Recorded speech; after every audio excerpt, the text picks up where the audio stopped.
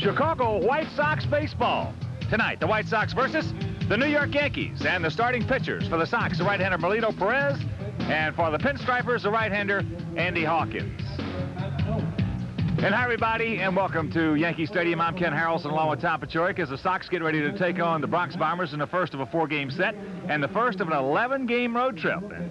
Maybe the Sox struggling a little bit, lost 3 in a row, 4 out of 5, and Melito Perez has not had good success against the Yankees. Yeah, that's kind of a mystery, Hawk. Melito Perez has had some outstanding ball games this year. He's 0-2 against the Yankees, and he's really scuffled. He's got a career 9-point earned run average against the Yankee ball club, so we're looking for Melito to have as good a game as he had his last time out, which he won against Baltimore. And Andy Hawkins, on the other hand, the no-hitter, and he lost? Well, he's had 2 tough luck outings. He's pitched 19 2/3 innings and given up 2 runs, and he's got 0-2 during that period of time, so he is awful due. All right, tonight it'll be Perez against Hawkins, and Tom will be back with the rest of the starting lineups right after this.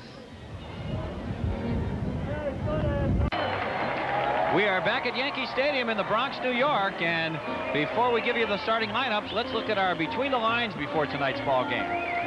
First of all, for the White Sox, Melito Perez has got to solve that Yankee mystery. He has not done very well against them. A career 9-point earned run average against the Yankees. In New York, Hawkins, he's got to pitch a little better than he did his last time out against the Sox. He gave up those big 4 runs, but fortunately for the Sox, the no-hitter that he pitched, they were able to beat him because of the errors the Yankees made. Our national anthem. And let's enjoy our national anthem.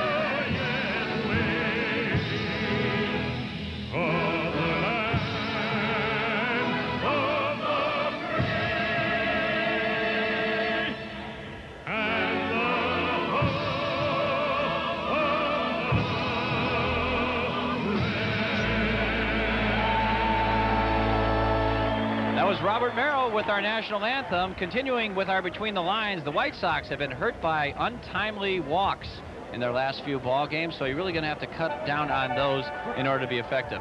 Now let's look at the starting lineups. First for the White Sox, Jeff Torborg gives you this lineup. Leading off in center field, Lance Johnson.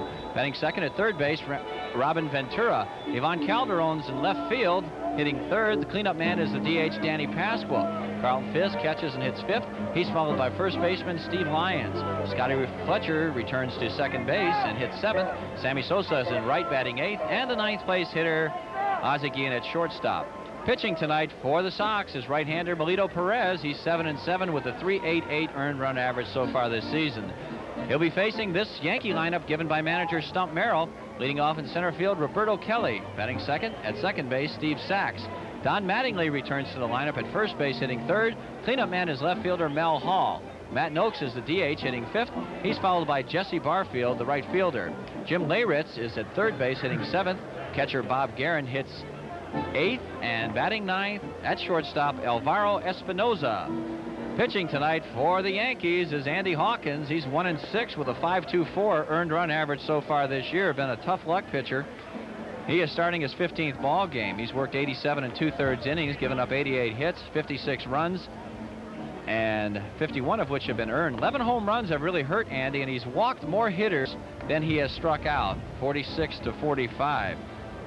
So defensively, the Yankees will line up this way. Mel Hall in left field, Roberto Kelly is in center, Jesse Barfield in right. Around the horn, it's Leyritz at third base, Alvaro Espinoza is the shortstop, Steve Sachs at second, and Don Mattingly is the first baseman. Andy Hawkins in his last 2 outings has pitched tremendous baseball. Of course, he lost the no-hitter a couple Sundays ago to the Sox at Comiskey, losing that one 4-0 because of 3 errors in the 8th inning. He also lost to the Twins in his last outing. The umpires tonight at home plate, Tim Cheetah. Rick Reed is at first base.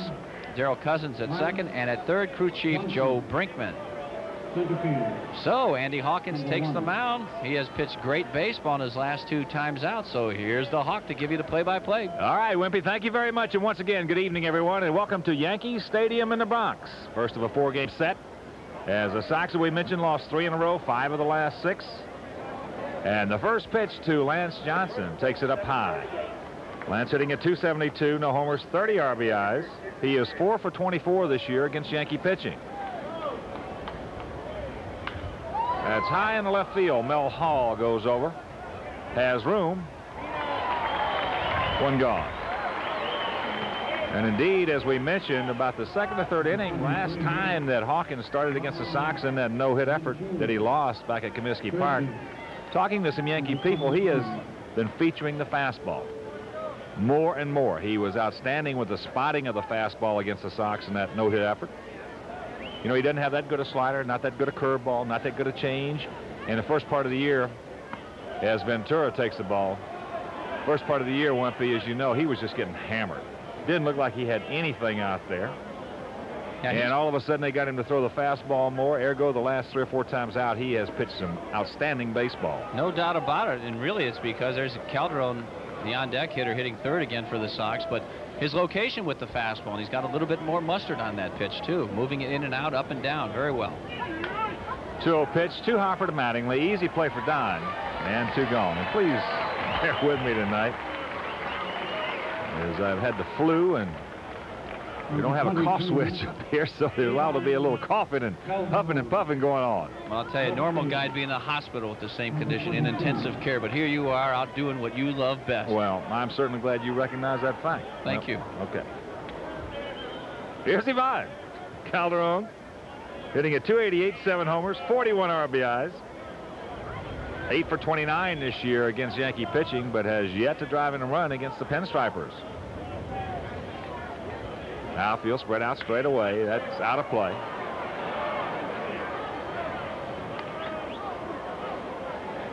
Hawkins, 6'3", 220 out of Waco, Texas. And checking the Yankees defensively in the outfield, Hall in left, Kelly in center, Barfield in right. Around the horn, Mattingly at first, Sachs at second. Alvaro Espinosa the shortstop, Jim Leyritz at third, and a battery of Guerin and Hawkins. Vaughn got a pretty good pitch to hit right there, up out over the plate, and the count 0-2. You know, it's hard to believe that Hawkins' earned run average is still up over 5. You know, with the good, impressive June that he had. The last 2 outings been great. There's one just misses the outside corner. Guerin is one of those catches that when he sets up outside, he really sets up outside. He's in the left-handed batter's box right here. Look at this. Look where he's sitting. If he hits the target, there's no way that could be a strike. It's right on the line of the left-handed batter's box.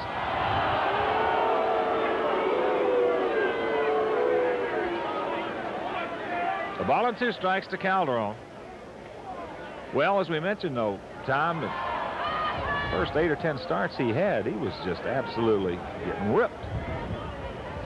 You know, the first time he started against the Sox this year, he didn't have anything. That's popped up right side. We'll see what the wind's going to do. It will not bring him back in. Takes it out further.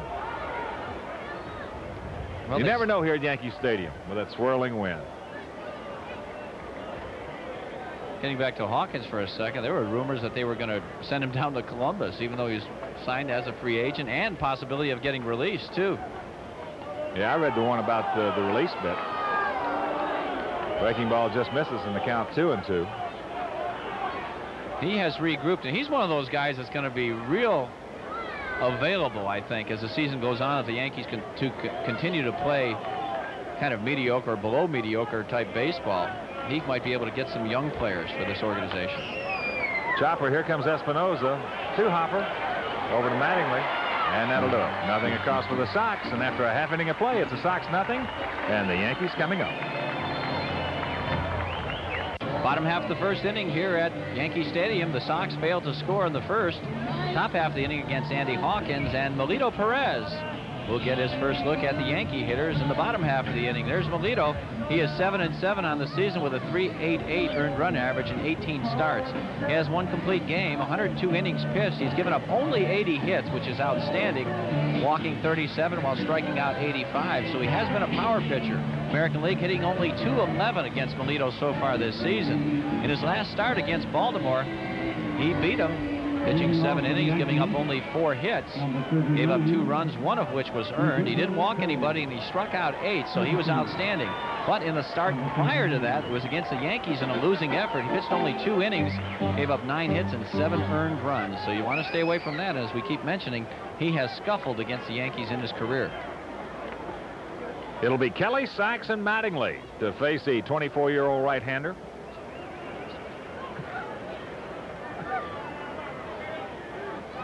Roberto hitting at .286, 4 homers, 25 RBIs. This year against Sox pitching, hitting 4 for 29 and 1 home run. Takes the strike from Melito and the count 0-1.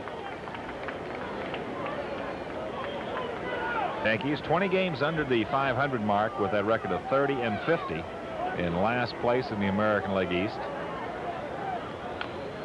0-2 the count to Roberto Kelly. And of course, the people right now are talking about the first Yankee club to lose 100 games since 1966. I don't even know that they lost it. I didn't think they did it. I didn't either, but somebody told me prior to the game that was the last Yankee club to lose 100 games. I thought it was way back in 1917. That's what I would have guessed, yeah. Before the Babe Ruth era. That's beat out of play. You know, that really does make sense, though, Hawk. That was right at the end where Mickey Mantle was retiring, and they were losing a lot of their good players. Yogi Berra was gone. I played against that club. Yeah, that was a bad ball club. Yeah, the Yankee club. I think Mel Stottlemyre was the only reputable guy they had on that whole team, wasn't he? Yeah. Huh? Yeah, they had, you know, he was a legitimate major league starter. The rest of them were very marginal. Yeah. And of course, back in '66, when you had you just didn't have the divisional play, you had 8 teams in each league. So if you didn't have one good starter on your team, you were going to lose 100 games. I guess if the Yankees can lose 100, anybody can. Oh, my. He got him. Bad pitch, so Kelly is gone. He missed that ball by 2 feet. Look at it.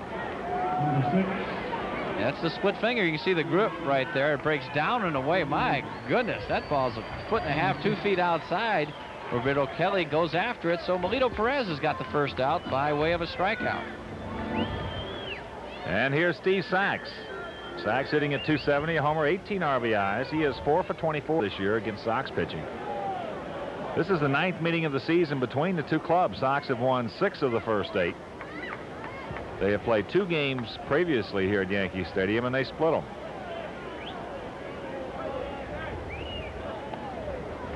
Sachs takes the ball.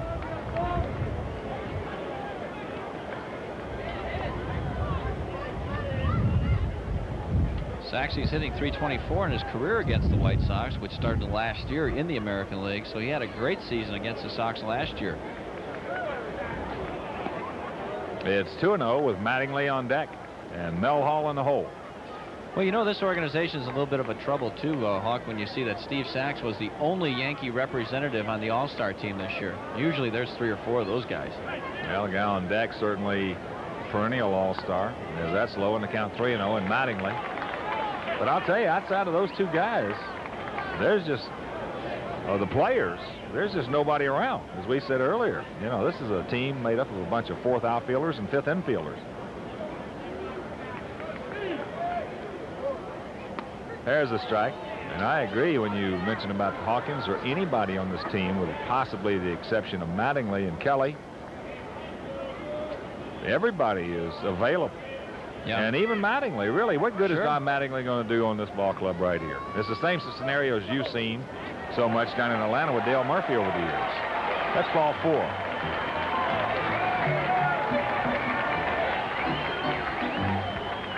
Well, First walk of the night for Melito Perez. He struck out a hitter and he walked one, and that'll bring up Mattingly.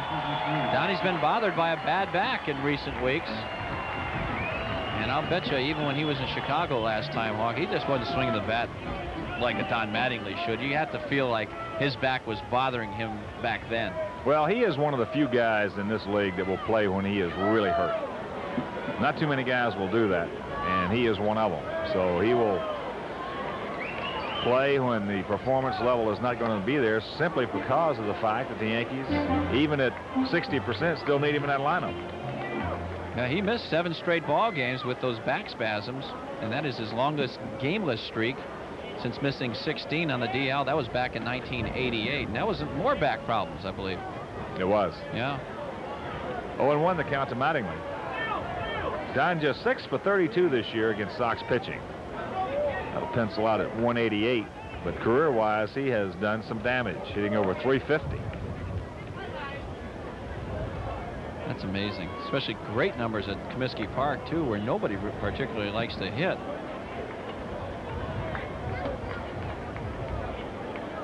No balls in the strike. Sacks a good speed. Does not go. That pitch slashed out of play in the count 0-2. There was no batting practice prior to the game, as it has been raining virtually all day long. In fact, there was some concern about whether or not this game was going to be played tonight, as they have an old timers day here on Saturday. As you look at the clouds, and they certainly did not want to play a doubleheader on Saturday.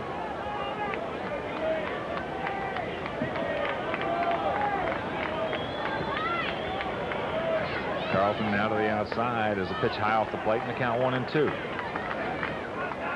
Well, in the first 8 games that we've seen the Yankees time, we've seen Mattingly with some pitches right there. I mean, pitches he could just really rip, jerk, hammer, juice somebody, and he has either hit them in the center field, left center, or popped them up. That's right. He's had a lot of pitches to hit. Everybody talks about how they're pitching around Don Mattingly. That's really not the way we're seeing it. I just really believe that his back is hurting him, because I'm watching Don Mattingly. He's got his hands much lower than when they were when he was a great hitter, and he hit it from a very deep crouch. Right now he's bending from his waist and not from his knees. He used to generate a lot of power from his legs. It's hard to bend from your waist. You got to let your knees and your legs take you down if you're going to be in a slight crouch. Yeah. Look at him right now. He's basically erect, and then he just takes that little swat at the ball. Then he starts to get ready, tries to get down, but he really doesn't. And while he's going down, his head is moving, which makes the ball tougher to pick up. Oh, tremendous. You know, it's hard to believe that he can get himself into these bad habits, but it's got to be because of his bad back. I remember Don Mattingly in that deep crouch and just coming up on the ball and everything and just wailing on it. And you couldn't even think about pitching him inside because that was in the upper tank. Well, those numbers, 253, 5 home runs, 33 RBIs. For the caliber player he is, will tell you as Sachs takes off. As Mattingly goes down, that's a bad throw into center field, as now Jansen will try to get Sachs going in the third. Not in time. That'll be a stolen base and an error on Carlton Fisk, with Mattingly going down on strikes.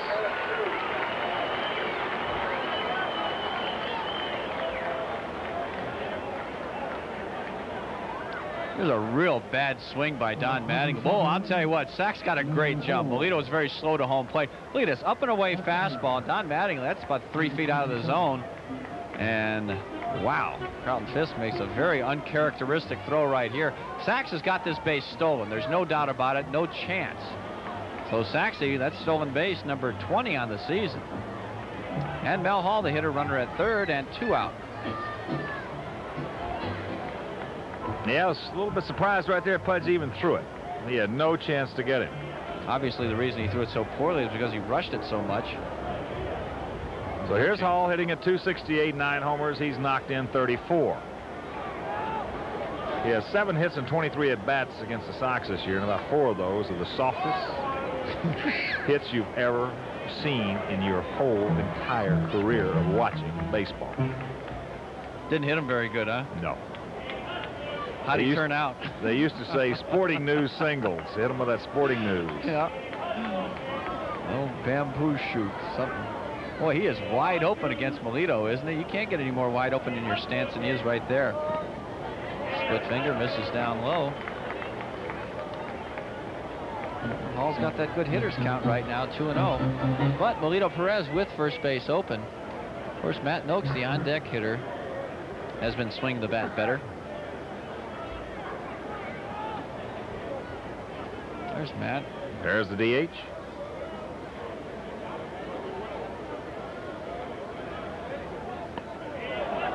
Got that one right by him.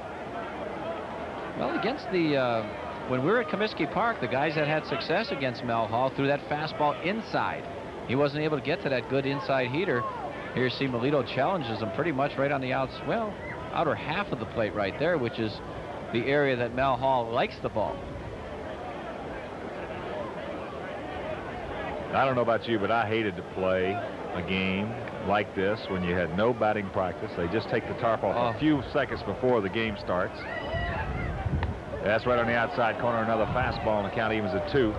But it just always gave me the perception that, you know, hey, we shouldn't be playing, or I'm not ready, I'm not loose. Yeah. You know, it took you like 1 or 2 at bats and 2 or 3 innings to get loose where you were into the game mentally. Absolutely. I know that you just don't, you're just not into the concentration aspect. That's why the mutters, the guy that can play in these conditions, is so valuable. That's high in the center field. Lance Johnson is there. Makes the catch. Mel Hall just now getting to first base, and it'll retire the side. Nothing across, no hits, no errors. One check, that 1 error, a man left, and after 1, no score. Your attention, please. Right-hander Andy Hawkins taking his warm-up tosses here in the top of the 2nd inning. No score. For the Sox, it'll be Pasqua, Fisk, and Lyons as the big 30-year-old right-hander. And his last making his 3rd start against the Sox this year. Number 44. He is 1-1, and he is 2-2 career-wise. So here's Pasqua. And he's hitting at .321, 9 homers, 29 RBIs. He's 6 for 16 this year against his former mates. Get some runs, get something going. Boy, yesterday, wow, what a bummer. 9-3. Yuck, that was ugly. Yeah, it really was a ugly game. 4 walks in succession. Jack McDowell retired the first man in the 8th inning, walked, and he walked 2. Rudinsky walked 2, and then a ground ball that should have ended the inning took a bad hop over Robbins' head, and oh my, rest is history. As Pasqua takes the ball. It's one of our between the lines tonight. Stay away from that walk, because they're all critical. Anytime you walk somebody, especially low in the outs, no outs or 1 out, guy always seems to score. 2-0 to Pasqua. And again, when if you're playing real well, and the club is going real well, and you're in sync, and the momentum is there, like the Sox have had many times this year already, that's one thing. You walk somebody, they don't score. But when you're struggling a little bit, when you've lost 3 in a row and 5 out of 6 like they have, it seems like every dadgum time you put somebody on base, they're going to cross home plate. Yeah, and of course, too, Milwaukee was the opponent yesterday. The Sox won 12 out of the last 14 against Milwaukee, so you figure it was going to be a cakewalk. 6-run lead in the 8th. 3-0 fastball right on the outside corner. Downey doesn't care for it from Tim Cheetah. Yeah. Well, they're exciting to watch. Yeah. Full count to Pasqua. Atlanta Braves made a trade today, in case you didn't. Here they traded Derek Lilliquist. Whoa. Yeah, I knew you'd be interested in that. Yeah. To the San Diego Padres for Mark Grant. That's back out of play. What do you think of the trade? I don't know Mark Grant. I don't either. Lilliquist, of course, out of the University of Georgia, their #1 draft pick a couple of years ago. Sarasota High School. Yeah.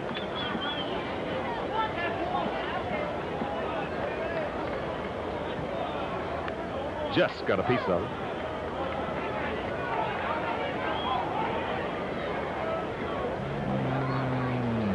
Blue Jays put Glenn Allen Hill on the 15-day disabled list. Wow. Knee and foot injuries he got while sleepwalking. Yeah. Spiders. You a sleepwalker? No, thank you.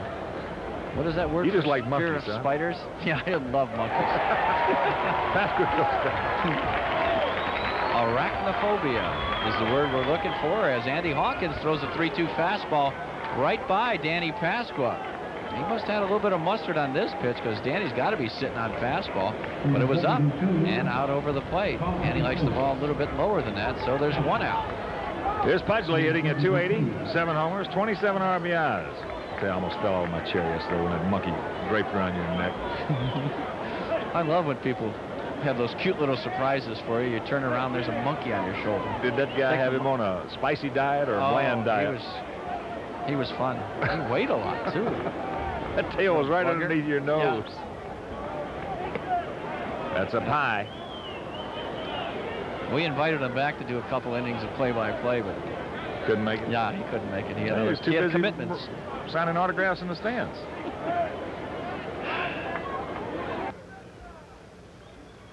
The 1-0 pitch to Carlton, up high. Outfield for the most part straight away. Barfield over towards Kelly a few steps. Gap between Kelly and Mel Hall. Pudge having a tough go. 3 for 23 against Yankee pitching this year. Straight up to shoot. Mattingly calling everyone. When he calls for it, everybody just moves away. There's your major league pop-up, my man. That was a good one. Yeah, it was. Home run in an elevator shaft. Straight upstairs. Andy Hawkins got that. When you got a pretty good fastball and you pitch upstairs like Andy Hawkins does, he's going to get some pop-ups. And in this ballpark, that's not so bad because of the big dimensions, especially in the alleys out here at Yankee Stadium. So Steve Lyons, the hitter. Steve hitting 184 with a 1 homer and 3 RBIs. He had a single and an RBI in yesterday's ball game. He played left field. Takes a strike.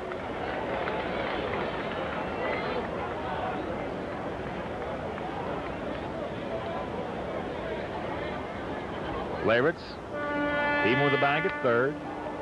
Hit off the fist, popped up a little soft pop-up right to Steve Sachs. And for the second inning in a row, that'll do it. 6 in a row retired by Hawkins after an inning and a half. No score. Bottom of the second inning. No score for the Yankees. It'll be Noakes, Barfield, and Leyritz to face the right-hander Melito Perez. There you see the stumper. Number 38, Mike Noakes. And his counterpart, number 10, Jeff Toborg. Number 38. Slight miss starting 2. Ball once again here in the box. It's been a heavy miss. It came down in sheets just prior to the ball game. But here's the DH. Noakes hitting at 274, 8 homers, 26 RBIs. He's 3 for 15 this year against White Sox pitching.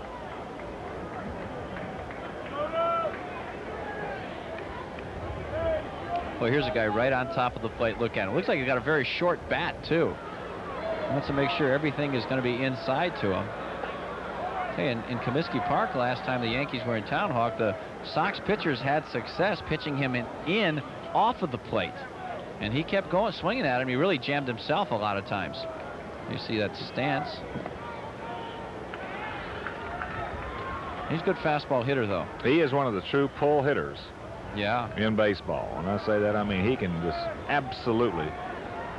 William Tell can't get it by him. But again, once you get yourself in that frame of mind mentally that you can pull a 30-30, it makes you vulnerable to the outside part of the plate and the all-speed pitches. Exactly. Yeah, I was thinking exactly that. And the Sox outfielder playing him the pull. So you know that he is a pull hitter. It's 3-1.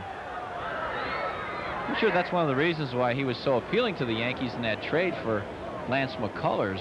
The fact that he is a pull hitter, and it's very inviting there in right field here at Yankee Stadium. Chance to hit a lot of homers.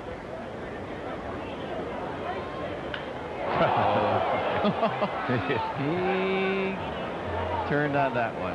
Now let's look at the White Sox defensively. As you can see the rain in the background here.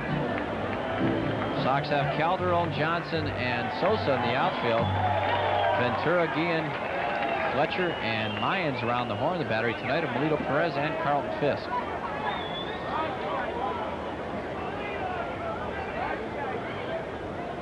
So the payoff pitch to Noakes. Ooh. Wow. Where was it?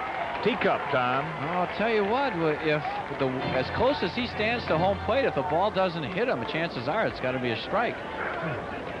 Take a look at the last pitch. You see where Pudge is sitting. He's on the inside corner, and boom, he doesn't really move his glove. Looks like a strike from here, but that is the second walk by Melito Perez, and it's a tough one, too, because that's leading off the second inning. Here's Barfield hitting at .262, 12 homers, 40 RBIs. Well, you know, that's where the Yankees really have a disadvantage to a large degree, Tom, as he just waves at that one. You know, when you mentioned the Noakes trade for Lance McCullers, all of a sudden McCullers now goes over to Detroit and is reaching, you know, the potential that the Yankees thought he would reach here in pinstripes. Well, see, that's where the Yankees are a bit of a disadvantage, because of the fact that they really don't know that a guy cannot play in New York until after he's been here. That's right. Yeah. And a lot of guys, as you know, cannot play here in New York. I'll tell you what, it's becoming more and more evident. Yeah, because McCullers, as Carlton Fisk told us, Carlton says he was the toughest right-hander he faced all year, and that was in the Detroit uniform.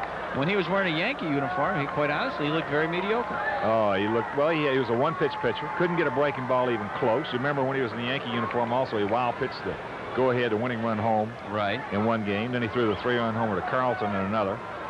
And with Detroit, he is a 3-pitch pitcher. Yeah.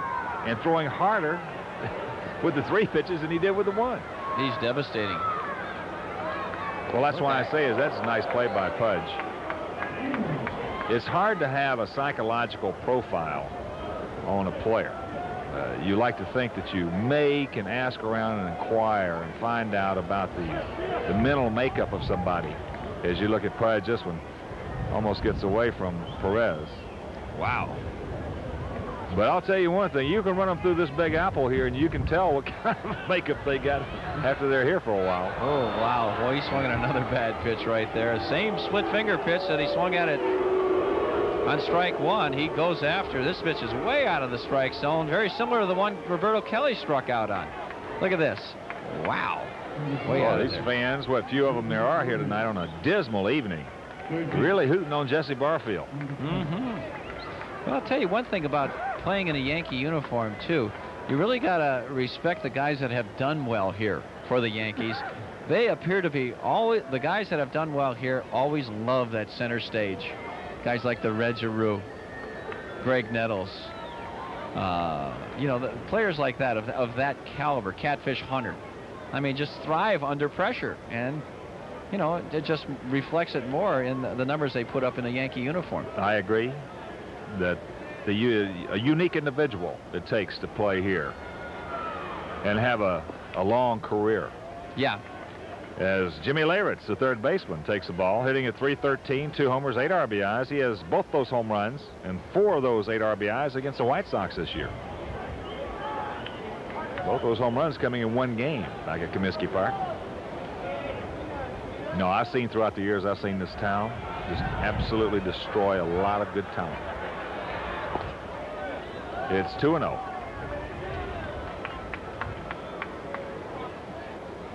See guys come in here that are good-looking players, and I mean good, solid citizens. And they stay here for a year or two, and they leave, and they're almost like a shell of themselves. Wow. I'll tell you, a guy that really hurt was Pepitone. There was one of the most talented players I have ever seen, Joe Pepitone. And this town got to it. The Big Apple just ate him alive. Well, he's from this area, too, Brooklyn, right? Yeah. That even makes it doubly tough. Yeah. With all the pressure you're going to get from that aspect of it. 2-1 to Leyritz here in the bottom of the second inning, no score.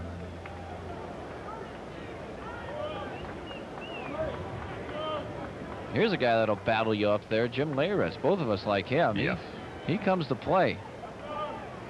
Not the greatest left fielder in the world, but he'll battle you. Good pitch right there. 2-2 the count. Well, Molino has thrown quite a few pitches. We're only in the second inning, and he has been pitching behind most of the hitters that he has faced.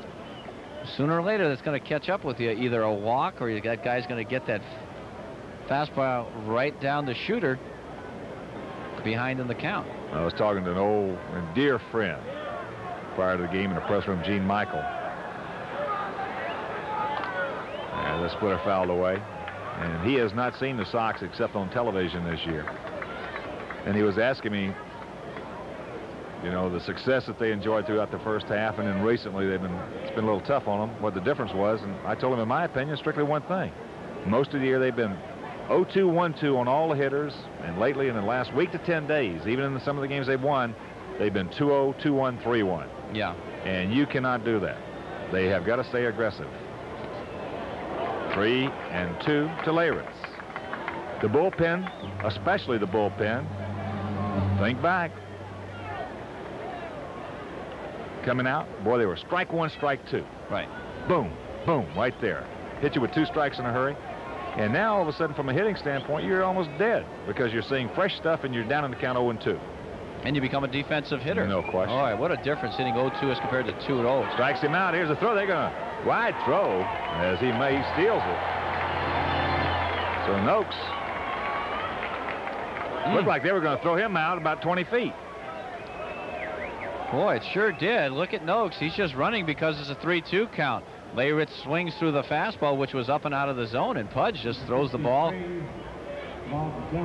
the left field side of the bag, or he's an easy out. So Matt Noakes gets a stolen base right there. The Yankees are 2 for 2 in that category this evening, and for Noakes, that's his first stolen base of the season. Now Sox with his 20th. Yankees now 54 stolen bases. Here's the catcher, Bob Guerin. And a reminder that Sports Channel would like to welcome its affiliate Jones Intercable and their subscribers in Orland Park, Illinois. Orland Park? Yes.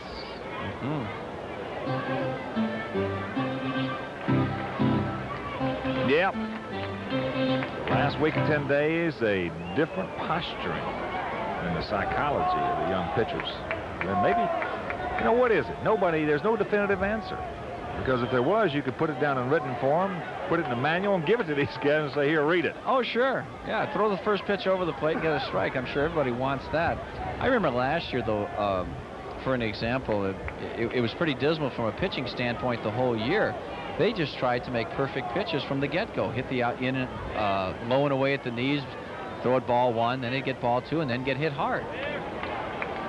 And that is tough to pitch that way. And for the most part, the Sox pitchers have been very aggressive, throwing strike 1, mainly with the fastball, because they can do that. All the starters can. And then going from there. A lot tougher hitting that way. Well, you knew when you were playing, and it was the same with me, same with every hitter. You hated to see a guy out there on that mound who had, you know, pretty good stuff and who was aggressive, who was just going to come right at you. That's right back at Melito. He'll knock it down, has time, and that'll do it. Nothing across. There were no hits, no errors, a man left, and after 2, no score.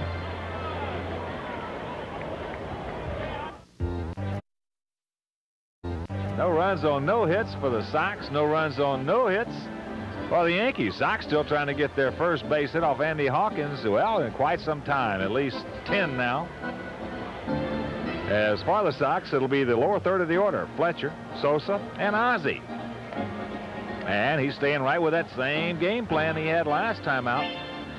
The fastball. Doesn't look like he has quite as good a command of it through the first 2. Made some mistakes up, but as Tom mentioned, you can make some mistakes up here in this ballpark and get away with it, especially when it's raining and the wind's blowing in from center field. Well, Andy Hawkins has been a slow starter throughout this season. In the first 3 innings of the ball games, he has had a 7.14 earned run average, and that's no too good. Middle innings, he's 4.28, so he settles down a bit. In the last 3 innings of the games that he's worked a long time, he's 0.82. So he does get better as the game goes on. They put some of that compound out around the mound, absorption compound, as the drizzle continues to fall here at Yankee Stadium. And here's Scotty. Scotty hitting at .238, a couple of homers, 21 RBIs. He has hurt the Yankees this year. He's 10 for 22.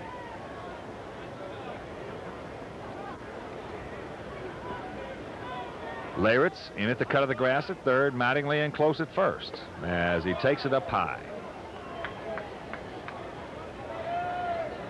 Kansas City at Boston postponed because of rain. Texas at Detroit, no score in the third. Minnesota at Baltimore, a rain delay. 21 to count to Scotty.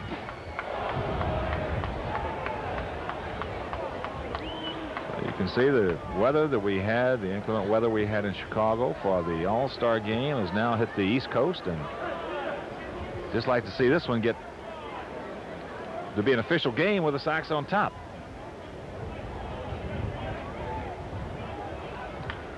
Pops this one up over by the Yankee dugout. It'll be out of play.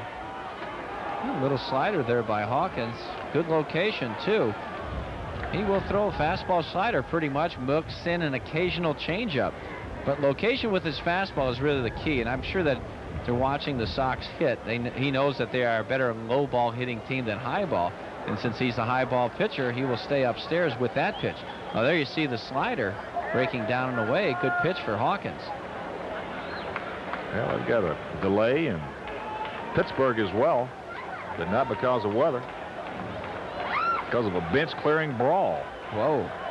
Oh, it's that time of the year, isn't it? Following the home run by Pittsburgh's Barry Bonds, San Diego pitcher Andy Bennis hit Sid Breen. The bench is emptied, and play has been halted until ejections are handed out. Oh, my. That's low in the count, 2-2.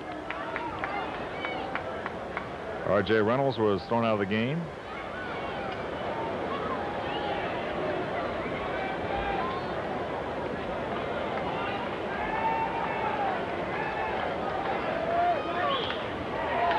Mattingly, a dive. He comes up with it over to Hawkins in time. Nice play by Mattingly.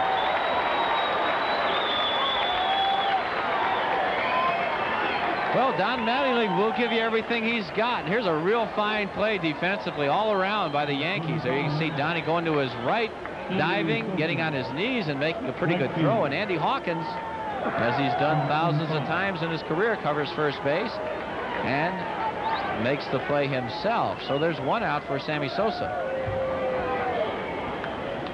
Sammy hitting at .264, 8 homers, 35 RBIs, 6 for 31 this year against the Yankees, but he has 3 homers. And again, the Sox still looking for their first base hit. Now 10 and 1/3 innings against Hawkins. Good breaking ball right there.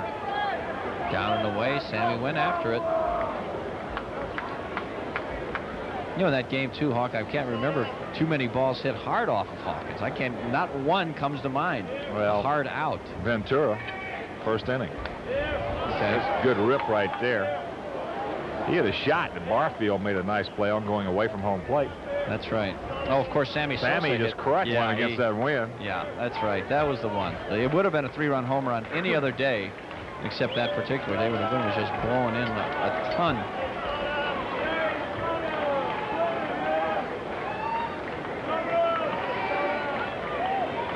Oh-2, fastball high.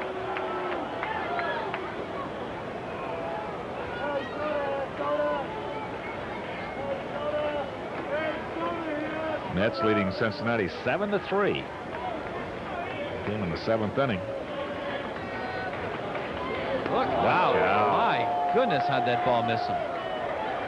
That went between the helmet and the bat. If you can fit a ball in here, it's amazing. Watch this. Fastball up and in. He's trying to come inside. Sammy just ducks and prays the ball doesn't hit him. Right between his helmet and his bat. Like he almost froze on that pitch, didn't it? Wow. That was close. Hawkins slipped a little bit. Immediately went to get the tongue depressor to take some of that mud out. Oh, boy. Right over his right shoulder. Yeah.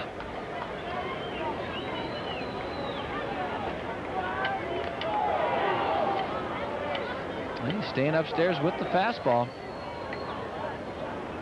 I like the way Sammy reacted on that, though. He just didn't, you know, if that'd been me, I'd have tore out all the dirt around home plate getting down so fast. Oh, yeah. Oh, yeah, He no just doubt. stayed right there, dug down a little bit, and then glanced back at Hawkins like, hey. That is amazing how he got out of the way of that pitch. And not hit the dirt. Yeah. Can you imagine Willie Mays on that? Oh, he would have been everywhere. Wouldn't have hit him either. He had to bring the wheelbarrow out to put the dirt back in home plate.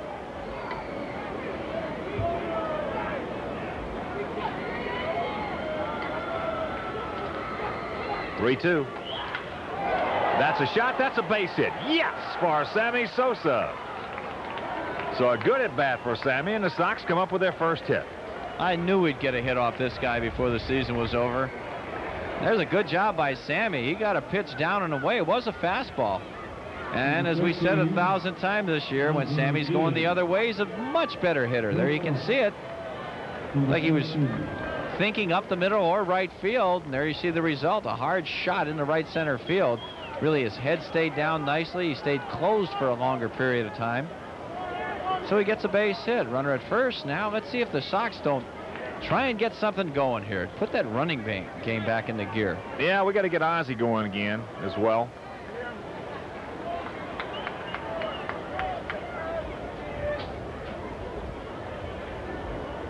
But you can't. You know, when you get the pedal to the metal as hard as the Sox have had it all year long, you're going to have some downtime. You cannot go that hard that long for 162. There are going to be periods in there of a little bit of depression, tiredness, mental fatigue. Mostly it's the mental fatigue that will get to you because of, if you think back, every game there for a long stretch was a close, tough, hard, exciting ball game. And that takes it out of the players as well. Oh, yeah, that's for sure. Sox playing a lot of one-run and two-run decision ball games. And coming out ahead of most of them, naturally, and that's why the record is so good. But every night is just grueling. There's no laughers.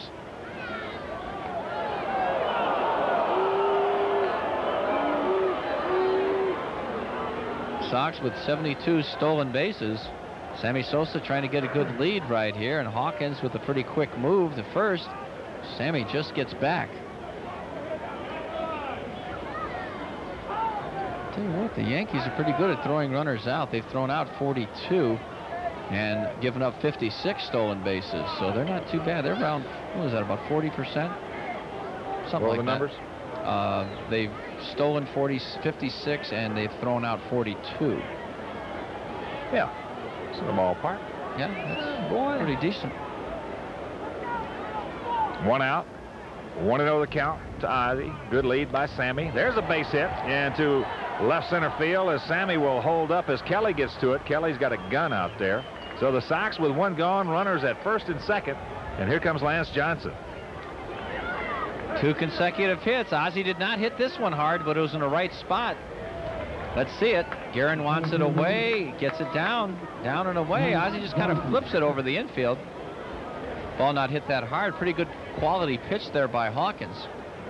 So, runners at first and second. There's one out. Lance Johnson will get a chance as we look at the Stumperoo. Stump Merrill, the manager of the Yankees, and Andy Hawkins has gone back to that tongue depressor.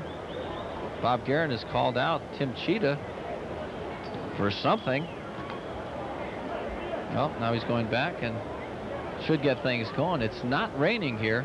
Just a little bit of a mist right now at Yankee Stadium.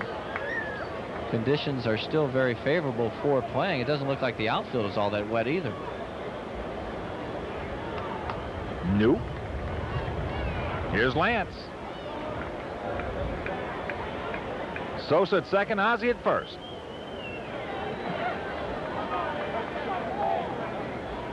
Lance flied to Mel Hall his first trip as Leyritz.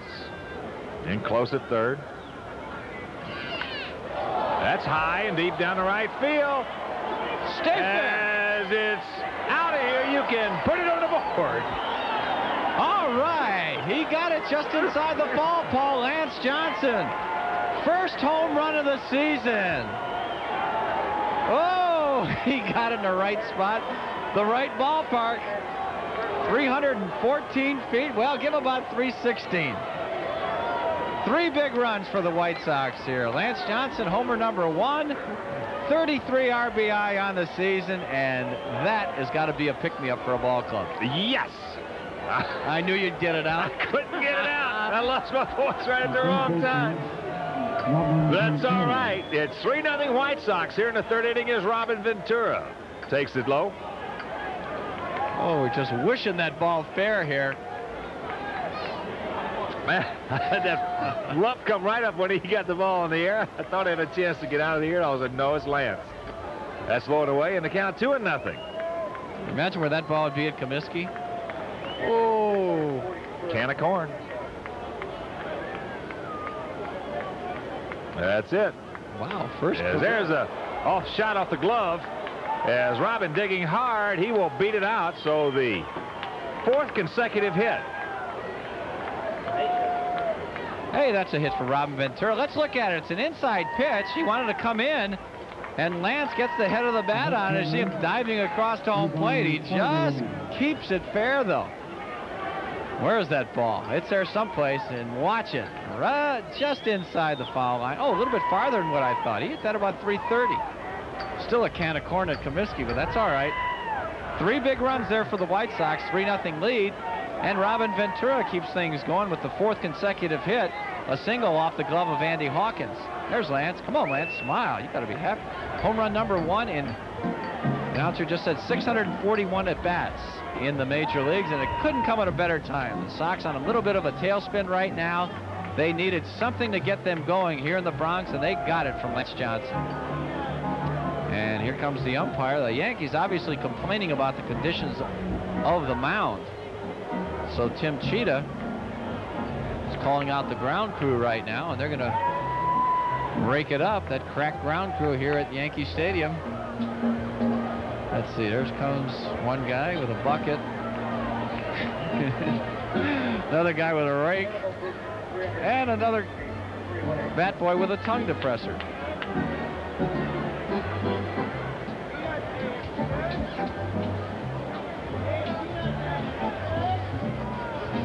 Okay, let's take a look at Lance Johnson's home run from the home plate camera. You can see the pitch was inside, but Lance gets the head of the bat out.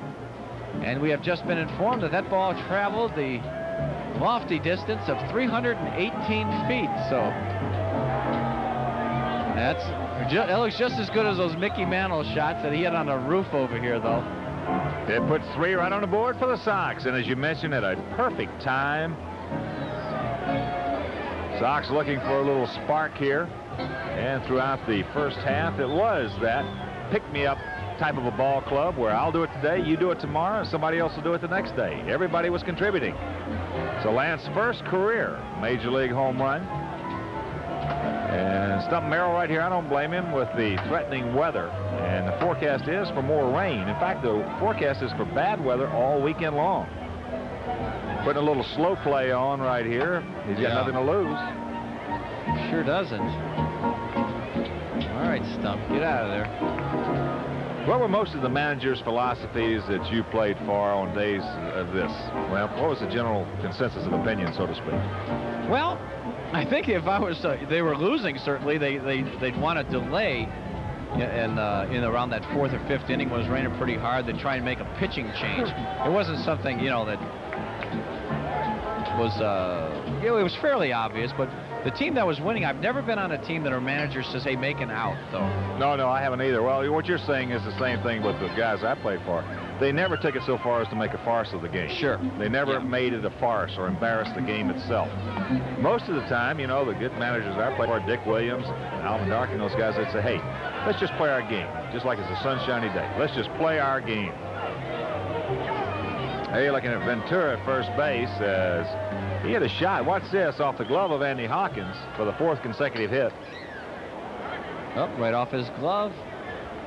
Ball a little down. Andy didn't see that as well as he could have if the ball was up, and you can see Espinoza has no chance to get Robin. So we're back to the action. Calderon the hitter.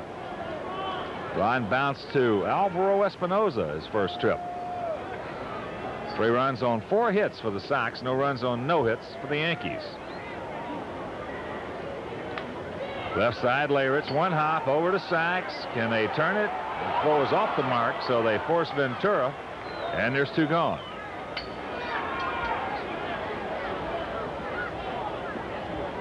Well, they had him. A good throw certainly would have had Calderon. There you see Leyritz with the throw to Saxe, not that bad, but Robin Ventura puts a good slide on him. He goes after him. Take a look at it. A little bit lower than what you would like, but Robin's right there. And you can see Saxe pulled that ball way across his body. Mattingly had no chance to stay near the bag, and as a smart first baseman will do, just tries to catch the ball rather than stay on the bag. Here's Pasqua, strikeout victim last inning. Calderon, of course, 21 stolen bases in 30 attempts. Yeah, you're right, Hawk, though. The best thing to do in a game like this, just play it like you know you're going to get the 9 innings in, like it's a beautiful ball game. I'm going to start thinking too much. Uh-oh, he just misses this one. Wow. High in the right field as Jesse over, and he cannot. Does he make the play?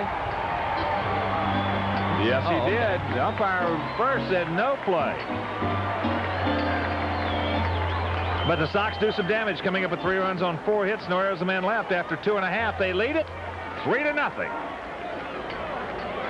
That play that ended the top half of the 3rd inning for the Yankees. There you see Barfield going to the right field wall. The foul line right there is very, very close.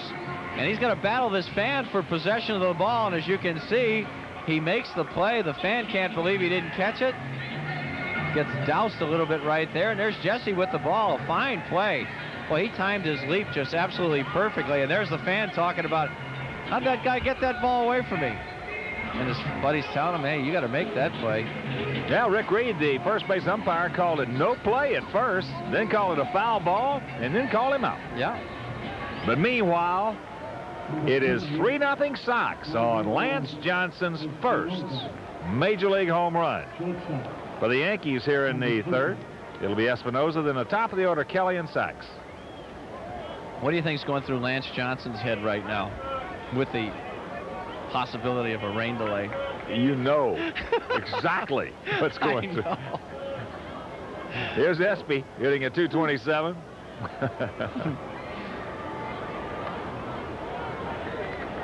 Texas leading Detroit 5-0. That's in the 4th inning at Tiger Stadium. Rain delay, Minnesota at Baltimore, Kansas City at Boston, postponed because of rain. And Lance, every time he looks at those scores up there. Oh, mercy, he's saying, Boston rained out. That's a little close, isn't it? He said, I've been a good boy. I will not do this, or I will just let us get this one in. He's going to dive, make some plays out here defensively to get this thing done. Well, you've been there and I've been there. Oh, yeah. Well, I'll tell you, say, please, I won't do that, or I'll go home, right home and go to bed. Yeah.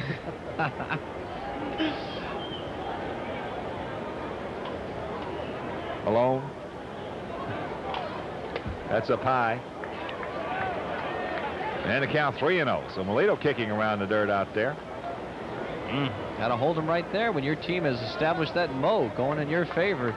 Got to stop that team, and they're next at bat. There's Roberto Kelly. Oh boy, that's 4 in a row. These walks are. You don't want to build this thing up in the mind of the pitchers, I should say, to the point that they start becoming defensive or tentative out there, to whereas they start aiming it to throw strikes. Yeah. There's that fine line that they have got to get back into the situation they were coming in out of spring training and during spring training when they were just very aggressive. Boom. As we mentioned, strike 1, strike 2, strike 1, ball 1.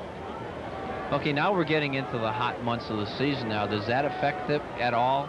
Maybe they're trying a little bit harder to throw strike. There's a strike on the inside corner. Wimpy, I think a little bit arm weary. Well, I think this. I think there are 2 factors. I think, first of all, I think the Sox, this young club, are starting to feel the effects of being in a pennant race. I think that is a definite factor. I think anybody tells you it's not, maybe stretching things a little bit. Yeah. As a broken bat, Ozzie, Scotty, rack him up. 6-4-3.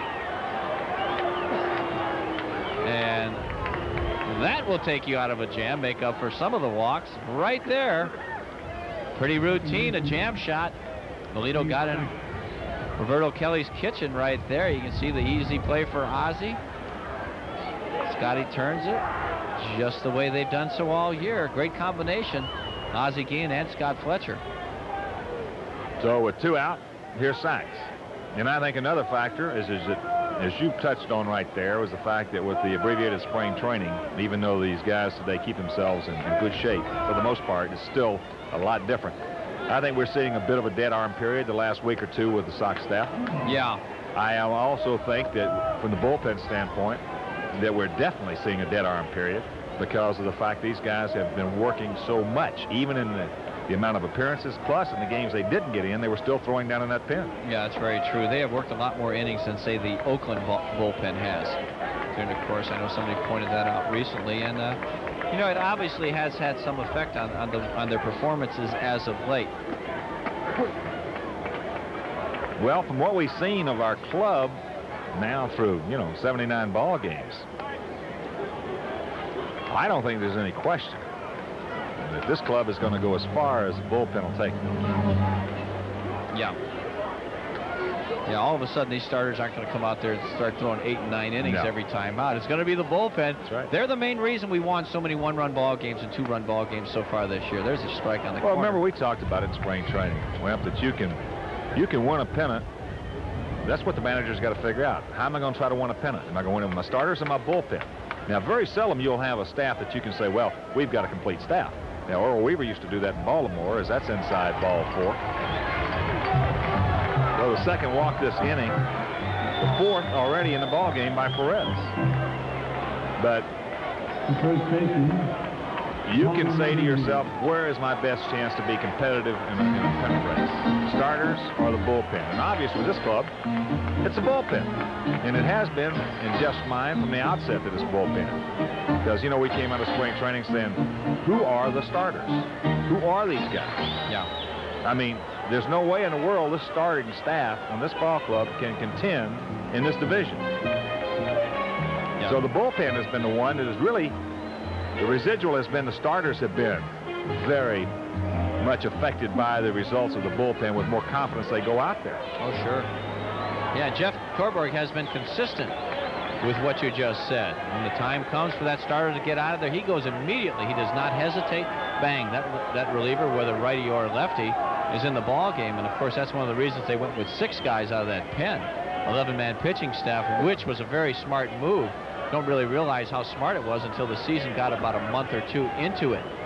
You realize there's less chance of guys going through that dead arm period that we have just been talking about with those extra guys in the pen.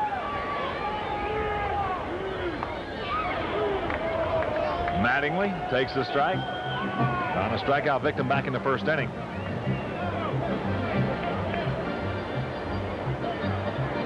Three to nothing, Sox on top. Interesting number on Mattingly. He leads the major leagues in RBIs over the last 5 years, 574. Wow. A shot. Ozzie, yes, he'll pick it up. Step on second base, a 4 sacks, and that'll retire the side. Nothing across. There were no hits, no errors, a man left. After 3, Sox on top, 3-zip. Lyons and Fletcher here in the top of the 4th inning. Sox lead it 3 to nothing. Carlton popped up to Mattingly. It was a major league pop-up. Straight up the chute. 3 runs on 4 hits, 1 error for the Sox. No runs on no hits, no errors for the Pinstripes.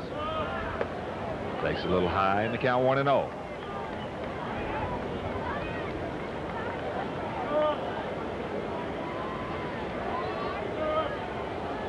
Let's just try to evaluate here for a second, Tommy, the Sox first half, and try to put it in perspective, because obviously there are so many moves and so many things that occurred during the first half of a season. But in order to allow the Sox to take that 11-man pitching staff, why, in your opinion, what do you think was the most important thing that the front office and Jeff Torborg did in the first half of the season? Oh, in the front. Oh, well, first of all, before the season even started, they showed a heck of a lot of gutsier moves than I've ever seen. No, I'm talking about during the season. Sure, yeah. By taking the young, unproven players,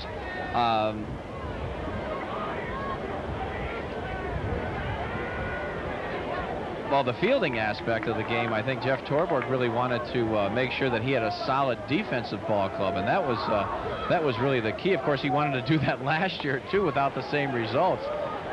There's ball 4, as Hawkins doesn't find the strike zone right there. So that is the first walk that he has given up. He has struck out one. Yeah, but that defense has really been a key. And of course, I think the scouting report that had just been marvelous as well. But being able to get big outs at the right time certainly was a big boost to this ball club early on. Here's Steve Lyons. He popped up to Sox's first trip.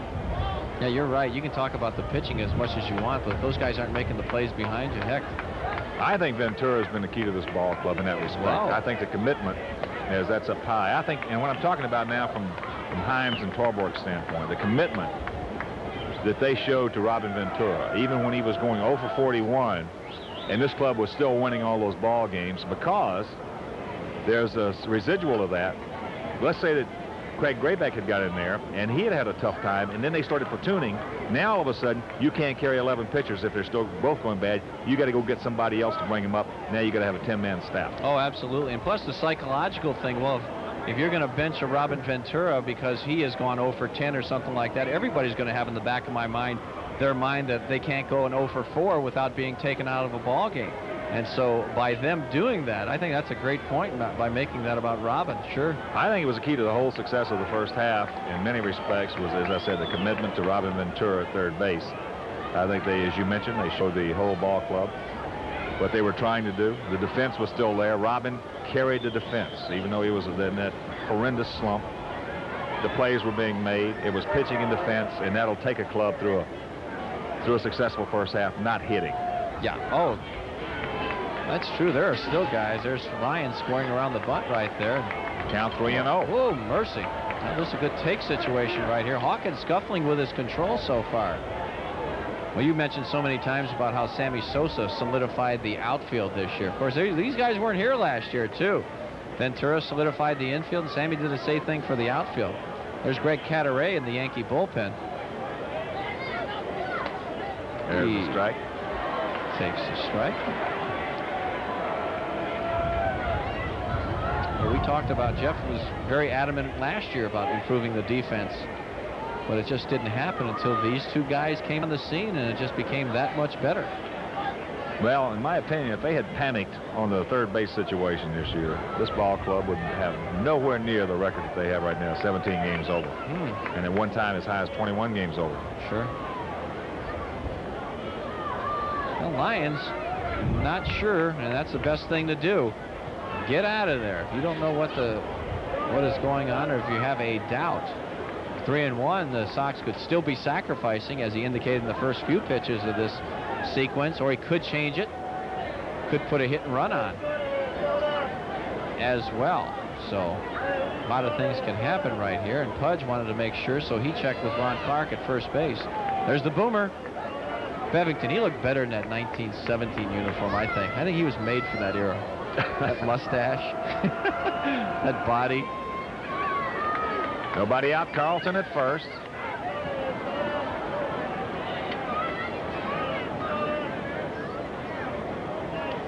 don't know if Jeff wants to put Pudge in motion here. The field's kind of wet. I don't know how his calf is right now, but he has had some troubles with his legs this season. I would doubt it very seriously as he takes off. There's a shot going foul. Well, I'll tell you what, I was with you 100% because of the calf situation. Yeah. So the hit and run on. Had faith in Lyons' ability to put the ball in play. Of course, the hit and run isn't written in stone right here, because if he takes ball 4, it's a walk and runners are at first and second. He gets the high fastball, turns on it, but just a little bit too quick. So it's 3-2, nobody out. Heck, if he can go 3-1, he can certainly go on 3-2. And of course, that'll tell you that he's told Jeff Torborg that his calf feels a lot better, and that way you can still stay aggressive. Sure. There he goes. That's out of play. Swung at ball 4, high fastball. That's a good scenario right there for the Sox. Well, you know, one thing about Andy Hawkins you have to look at too tonight, Hawk, is the fact that he pitched 11 2/3 innings in his last outing. That was against Minnesota. He lost the ball game in the 12th inning. But my goodness, you know, in his last 2 outings, that's 19 2/3 innings. Heck, he might be a bit arm weary right now. A lot of work. A whole bunch of innings, 2 outings. So tonight, he may be in that down period. If that's the case, so he's got a perfect evening to do it. Cool. Yeah. Wind blowing in. Pitcher's night. Yeah, but Lance took him out of here. Lance didn't care about all that stuff as he strikes out, and there's a throw. Look at this. Espinosa evidently lost who was covering. With Sachs at second base, nobody was there. And that is brutal. Wow. That is absolutely bad baseball personified. Somebody's got to be covering second base here, folks, because there's an easy double play right there. Guerin did his job. Look where the throw is, right over second base. Somebody has got to be there. My goodness, he'd been running for a couple of pitches anyway, so everybody's got to know who's covering. It has to be Espinosa. Had a brain cramp, especially on a 3-2. The Lions took him out of here foul on 3-1 down the line. Sure. Oh, boy.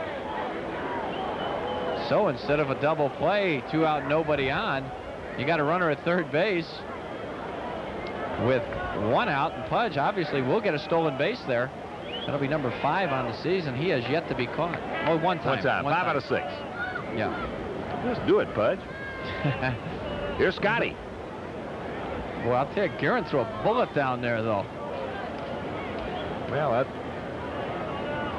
a little bit graphic right there, the way the Yankee season has gone. Oh, yeah. I'll tell you, the press here is starting to get cranked up to the tune of Yankees losing that 100 games, as we talked about.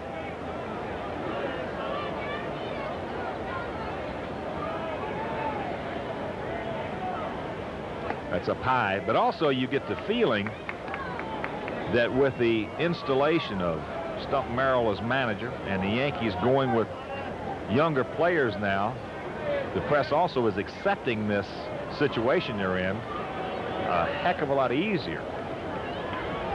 And as far as we talked about it last time, I think they're making exactly the right move. Oh, they've get rid of these guys, go with the youngsters. Get somebody that will make an exciting young team. I think the Sox are very evident, pretty great example of that right now. Guys that are hungry, guys that really want to play, guys that will bust their behinds on every single play. Run out everything. That's my big grief that I've seen around the league this year is that guys don't run the first base. Pathetic. Especially anytime. I don't get that's immaterial what you're making. But Sure. what is, as the 2-0 fastball goes through it, but the evils to that is here you've got the only people you've got running out balls are the young players who are making the minimum. You've got guys who are being outstandingly paid to the tune of $1 million, $2 million a year. They hit a fly ball, and yet they're too good to run it out. Oh, yeah. There's no excuse for that. The least you can do for your ball club, because you can't guarantee them getting X amount of hits a ball game, but you can guarantee them some hustle going down the first baseline 4 times or 5 times. And Scotty falls that one back, and that's 2-2 count on him. But good grief. You see it, and you just can't believe it. Well, I'll tell you one thing. I've never seen Carlton Fisk not run it out to first base. In all the years that I've watched him play. Scotty Fletcher. Don Mattingly. Yeah. Steve Sachs. Dave Winfield. That's right. Any one of the guys on our club. That's one of the reasons I like them so much. They're so much fun to watch. Pops this one up. Espinosa now calling for it. Well on the edge of the outfield grass. And that's out number 2. And a good example right there. Scotty Fletcher would have been on second base on that pop-up. He's mad because he didn't drive in that run from third base with 1 out, but he busted his behind, and he got to a point where he would have been at second base if something happened, some freak thing happened where Espinosa dropped that ball. Here's Sammy. He started off that 3-run third with the solid single into center field.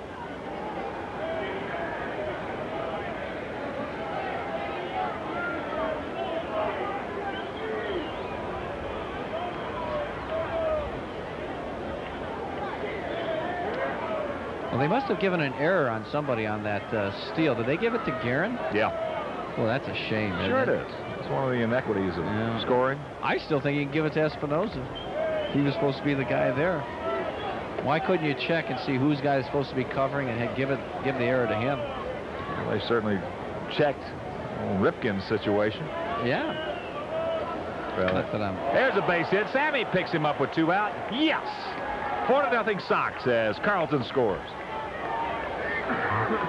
He got that pitch up. Sammy didn't hit it well off the end of the bat. He cracked his bat. He'll have a new weapon, but he'll also have an RBI single. So Sammy Sosa 2 for 2, 36 RBIs on the season.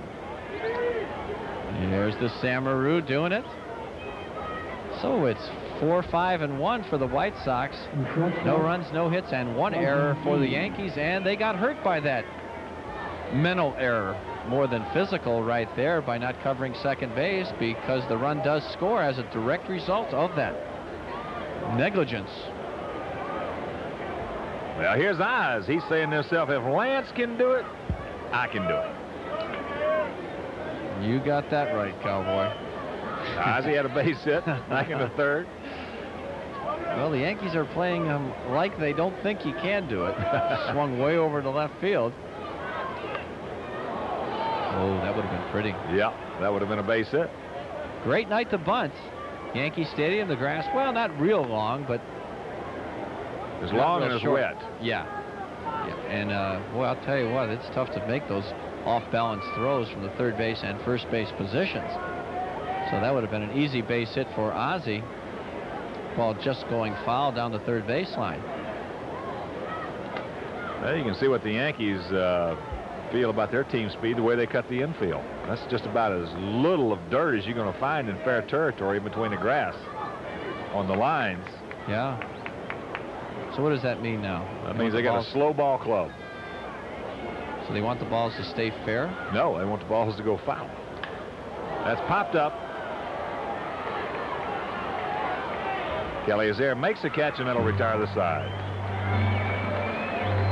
Sox pick up a run on a hit. 1 man left after 3.5. 4-0 White Sox. Sox, no runs, no hits, and 1 error for the Yankees. Sox with 3 runs in the 3rd inning. Coming on Lance Johnson's first Major League home run. Sox picking up another one top half of this inning on Sammy Sosa's 2-out single, knocking in Carlton Fisk. So here's Mel Hall.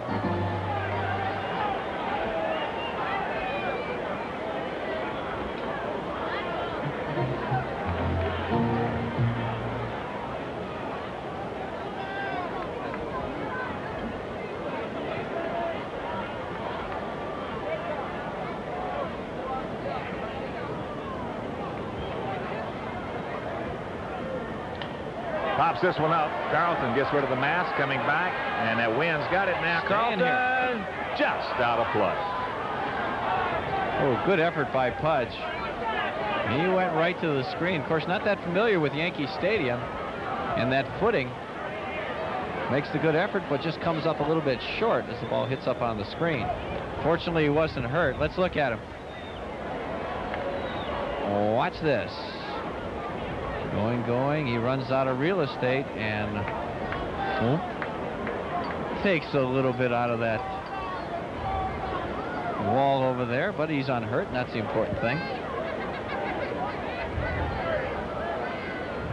What is that stuff around the outfield and the at home plate, Hawk? Is that rubberized stuff or some sort of padding? That padding that seems like it breaks up when somebody hits it with his cleats rather easily. Oh, the padding on the wall there? Yeah. Yeah, it's got that, it's like a plastic with some sort of a elastic type material. Yeah, because you see guys like Dave Winfield just take chunks out of that thing when he goes after a ball out there in the outfield. No balls, 2 strikes to Hall.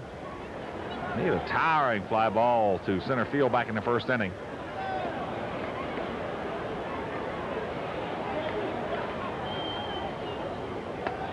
High in the count, 1-2. Pitching matchups tomorrow night will be Greg Hibbert against Chuck Carey, a couple of southpaws in that ball game. On Saturday afternoon, it'll be Adam Peterson against Tim Leary. Finale on Sunday afternoon, it'll be Eric King against Dave LaPointe. to the 55-footer. 2-2. Melito Perez with 4 walks and 4 strikeouts in his efforts so far. He's only pitched 3 innings, but he has thrown a lot of pitches. No hits. Yeah, way too many for the results. He's got a no-hitter going here, but my goodness, he's thrown a lot.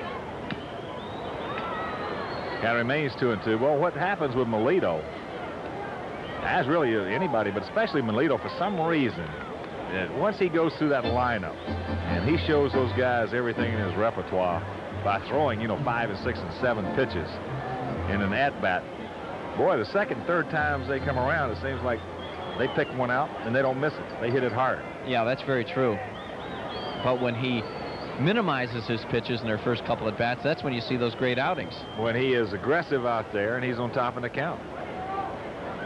He's thrown 4 or 5 pitches almost to every hitter that's been up there tonight. 3 and 2.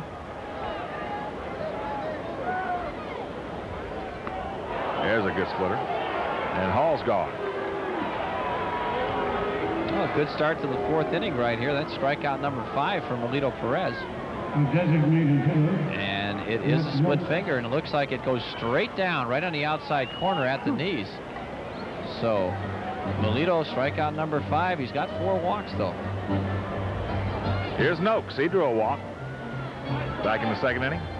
5 strikeouts, 4 walks here in the bottom of the 4th inning for Perez.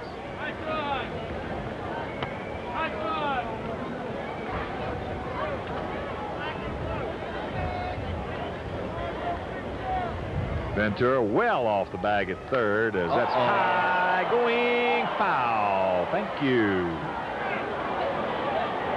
Goodness. He creamed that one. I think it was up and in, and he got the head of the bat out in a hurry. A little bit too quick right here. Pudge wants the pitch in and off the plate. He gets it, well, inside corner, really, and up, and Noakes hammers it, but just foul. Oh, yes. So far, that's been the one pitch that saved him in that respect, is he's not trying to overthrow that split finger fastball. And we get a final from Riverfront as the Metropolitans hammer the Reds 10-3. Scored 7 runs in the last 2 innings. Whoa. They're coming. Oh, he overthrew that one. Of course, on an 0-2 pitch, you can do that. Try and make them fish after something way out of the strike zone. So 1-2 to Noakes. Noakes has been hot, though. 341 with 4 homers and 13 RBIs over his last 16 ball games. So he is swinging the bat very well for the Yankees right now.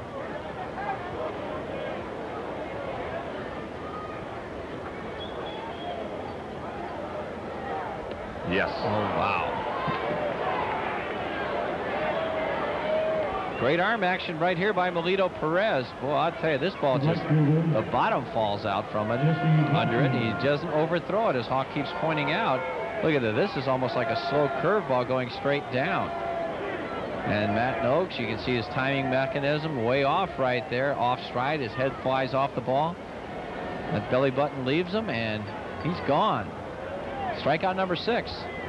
Here's Barfield. He was a strikeout victim back in the 2nd inning.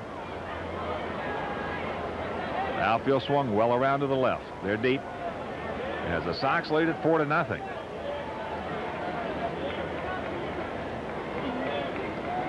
You see Vaughn and Lance. Sammy well over into right center. Takes it low. Oh, they're deep, too. That's why Yankee Stadium, to me, is such a good hitter's ballpark. If you're a line drive type hitter with any kind of power, the outfielders have got to respect that, and that leaves a whole lot of real estate to find holes in, find base hits. That's real foul. And the count 1-1. I'll tell you, that play that Sammy Sosa made off Barfield in the first series that the Yankees were at Comiskey Park, when he caught that line drive almost in dead away center field off Barfield. Yeah. I have never seen that happen in my entire career. Yeah, right at the corner of that 409 sign. There you see it. Boy, I'll tell you, that's a big outfield to cover. And defensively, it's a little bit scary. Oh, yes. Good split. He's ahead of the count, 1-2. Big difference in Melito Perez in the last inning or so is the fact that he's getting ahead of the hitters as opposed to falling behind 2-0. Yeah, it was no fun out here. Daytime left field is the sun field here at Yankee Stadium.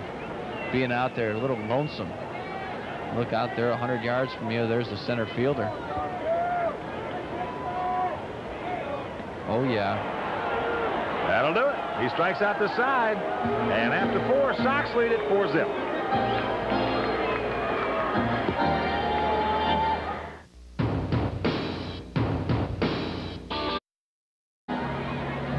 It's the top of the 5th inning. For the Sox, it'll be Johnson, Ventura, and Calderon to face the right-hander Andy Hawkins as they lead it 4-0.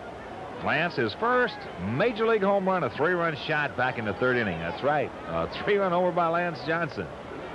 Right down the line, they measured it out on the computer at 318 feet, and we thought that was very generous.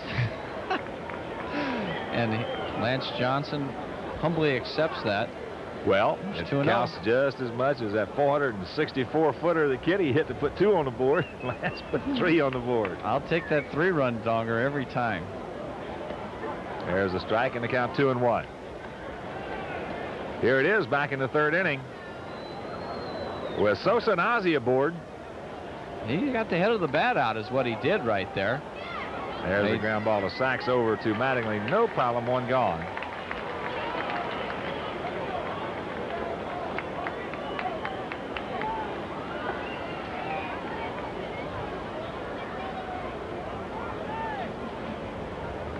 Third baseman. There's the last play right there. Pretty routine there. 3-hopper right to Saxey.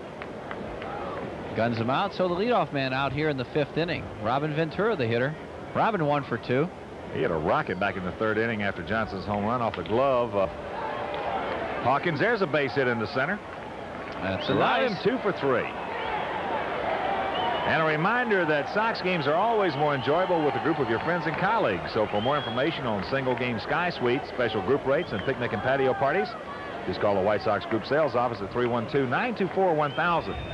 And on these single-game Sky Suites, you should call in and make your reservations as they are starting to go, as you would suspect. Of course, those are always a lot of fun to rent one of those Sky Suites, bring some of your colleagues and your friends out, and also the patio parties with the Bertucci boys.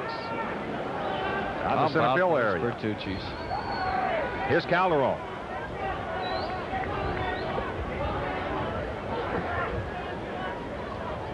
Look out.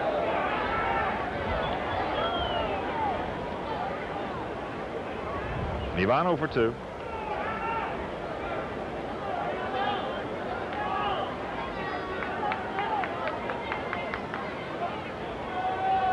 Robin just a short lead.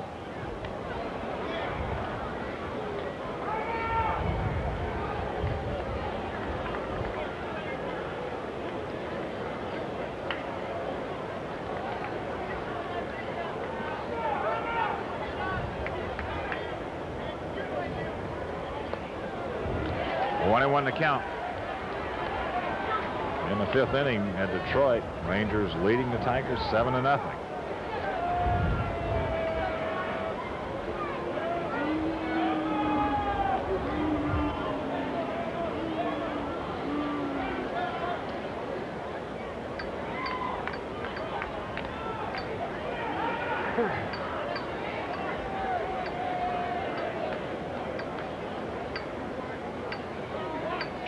Mist has almost subsided 100%. Just a slight drizzle here. As the count moves to 1-2 with Pasqua on deck.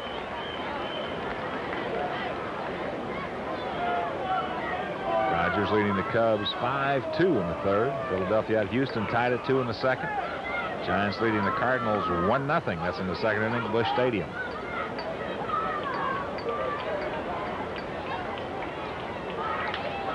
That's hit hard in the center field. Kelly on his horse, way back, reaches up and cannot make the play. Here comes Ventura. They're going to hold him at 3rd. That should be a base hit, a double, a long double for Ivan Calderon.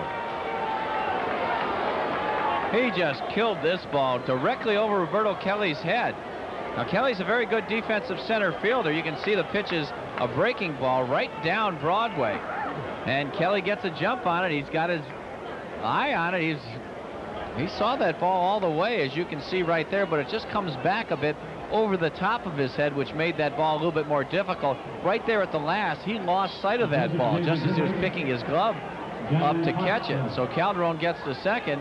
Ventura had to play it a little cozy, so had there been 2 outs, he would have scored easily, but he had to make sure that ball was caught, and he was right there at second base. So Pasqua with a great RBI situation right here. Runners at second and third. Only 1 out. Danny 0 for 2. He struck out, and he fouled out to right field. And I would imagine they're going to be very, very careful to Danny Pasqua in this situation, as you see Guerin sitting up about a foot outside, as Wemby talks about. He's probably the most graphic illustration of a catcher sitting outside or inside in the American League as I've ever seen. And he's sitting up there and right behind a hitter if he was in the opposite batter's box. There you see him again. And the count 2-0.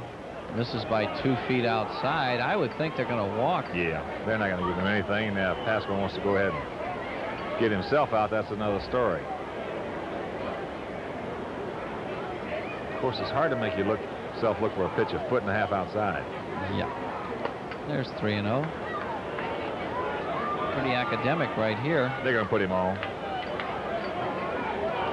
So Pudge, he really has a chance to put this game away early for the White Sox. I don't want to say that too loud because of what happened yesterday, but generally speaking, you can get this guy out of there at this point in the ball game. The game should be yours.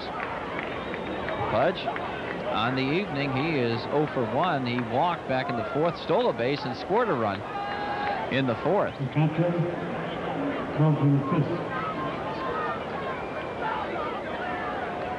So with 1 out, Ventura at third, Calderon at second, Pasqua at first. Here's Pudge. Outfield, Barfield over towards right center. And now Alvaro Espinosa, Guerin, Mattingly, all want to confer at the mound.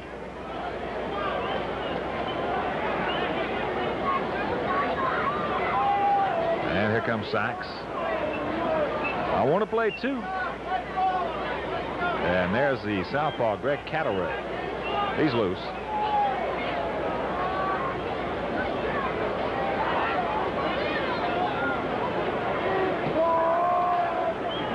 So here we go. 4-0 Sox lead it, trying to put more points on the board.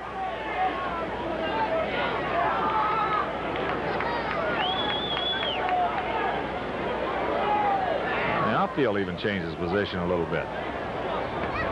As that pitch just off the plate.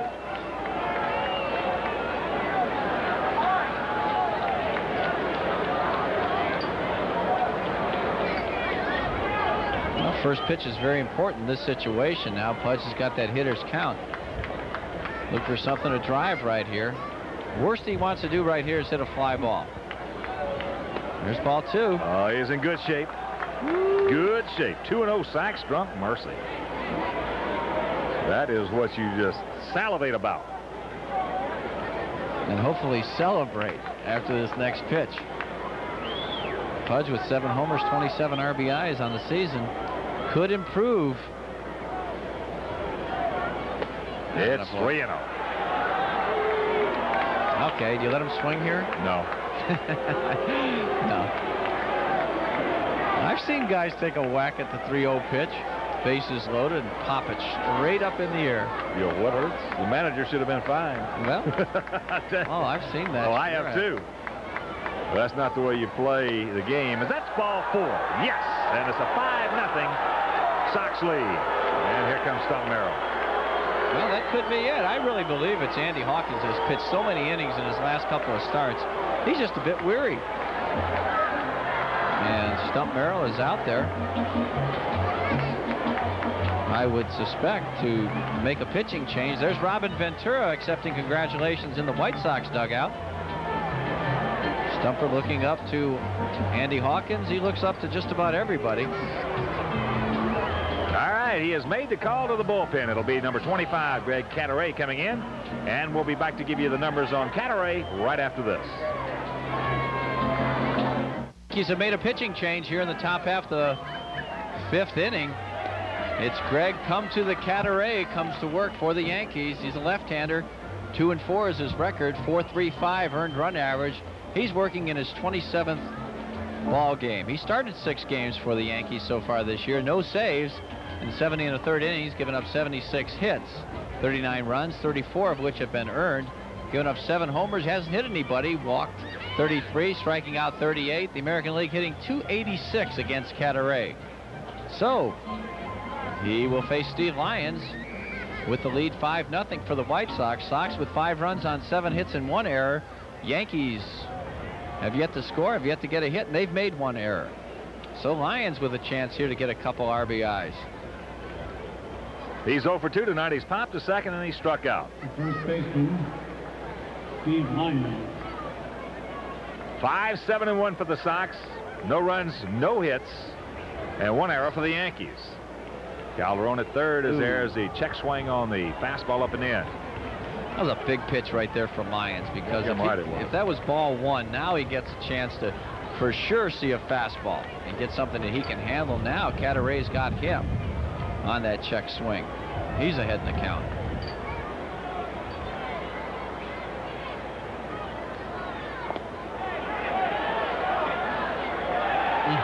Oh, and 2, says Joe Brinkman. And two pitches that would have been balls. Way out of the strike zone, both of them. Steve's got to figure out a way right now to just make contact. Of course, he doesn't face lefties very often. Fastball high in the count, 1-2. It's Calderon at third, Pasquitz at second, and Fisk at first. Sox are operating with 1 less player, with Carlos Martinez not with the club. There's a shot. By Saxon to center field. Here comes Calderon. Here comes Pasqua. Fisk on his way to third, and the Sox lead it 7-0. Yes. Big time yes right there. Good job by Lyons, but a real bad pitch by Cataray. He's ahead in the count 1-2, and he throws something over the inner half of the plate that Lyons can handle. Look at it. It just looked like it just spun up there. It looked like he wanted a slider of some sort. Ball just kind of right over the inner part of the plate. And Lyons was able to find a hole with the ball getting by the diving Steve Sax. There you see Danny Pasqua coming across the plate. 2 RBIs for Lyons. Number 4 and 5 on the season, and the Sox lead this thing 7-0. Scotty Fletcher with runners at the corner, still only 1 out. Scotty 0 for 2. 3 in the third, 1 in the fourth, 3 here in the top of the 5th inning. And the Sox trying to get off on this 11-game road trip in the right step. Sox, of course, with that road record of 21-10. That's awesome, isn't it? Terrific. I'm just thinking about getting this next half inning in is all I'm worried about. Oh, to the count. There's the on-deck hitter, Sammy Sosa. All he's done is go 2 for 2 tonight. A run scored and an RBI.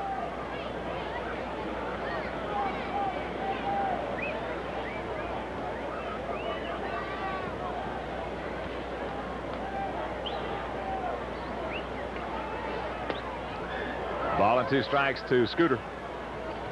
Come on. Scotty, pick him up. Well, Scotty had a chance his last time up. Similar situation. Runner at third with 1 out, and he popped it up. So I know he wants to get back right here. It's 2-2. After 5 from Three Rivers, Pirates leading the Padres 3-2. Bench clearing brawl there in the first inning. No score, Montreal at Atlanta. Well, with the heat of summer coming on, that temper's starting to heat up too. I think you'll see a few more of those before the season's out. Yeah, you see the frustrations come out. That's back out of play. The count remains 2 balls, 2 strikes. Well, the teams are in the pennant races too. You know, More than likely, they'll be the ones that are involved in those things. I don't know. I think a lot of times, you know, it's the clubs that are struggling a little bit that are not way out, of course, you know, the race, but that frustration, that's what gets when a guy's been going out there and been getting hit hard, and all of a sudden, boom, you know, somebody takes him out. A shot foul down at the cut of the stands. And count remains 2-2. You know, the team that's been leading in that category this year has got to be Milwaukee. They've been battling it out with a few teams. They had, of course, the famous one. There's Jimmy Jones in the Yankee bullpen, but the one at Seattle was a big one. A lot of guys suspended for that one. Oops. Strike 3, and Scotty Fletcher's gone. Good pitch there by Cadaret, down and away, so he gets that second out. Runner still at the corners. Well, there's a good illustration of frustration. Milwaukee with all the injuries that they have had all season long. And they, for the most part, did it with mirrors, you know, in the first month and a half. I've never seen a club over, say, a 5-year period with more, or heard of a club with more injuries than the Brewers. No. It's been unbelievable. Yeah. I'm talking key injuries. As Sammy steps in, curveball strike. Oh, yeah, you're talking about Molitor going out for months at a time for that ball club, and he is such a key to that team. You just can't, I can't imagine them doing anything without Paul Molitor leading off. It's hard to imagine the last time he played. Yeah. A whole year. There's good fastball inside corner. Kind of paralyzed Sammy after the good curveball, so he's down on the count 0-2. Sammy didn't particularly care for that one. Now you got to fight him, Sammy. Sammy is 2 for 2. That batting average up there to 269, 8 homers and 36 RBIs. Look where Guerin is. Watch out. Good grief. A little tardy. Wow. There was a rocket. Slashed right over the Yankee dugout. And fortunately, everybody all right. Oh, my. There's Mike Witt. There by the water cooler. Big target there at 6-7. Change up. And a count of ball and 2 strikes with Fisk at third and Lyons at first.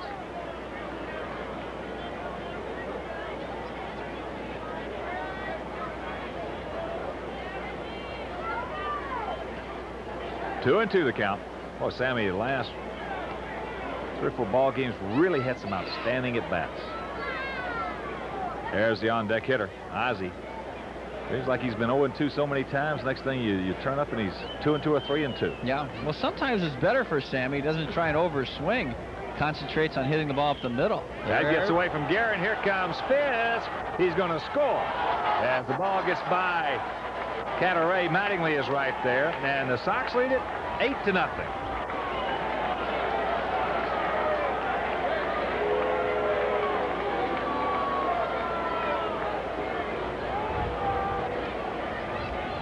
There's a good jump here by Pugsley.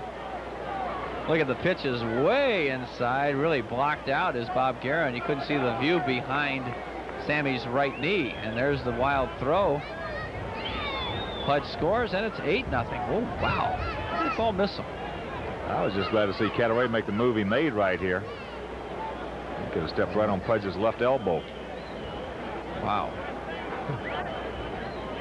3-2 the count.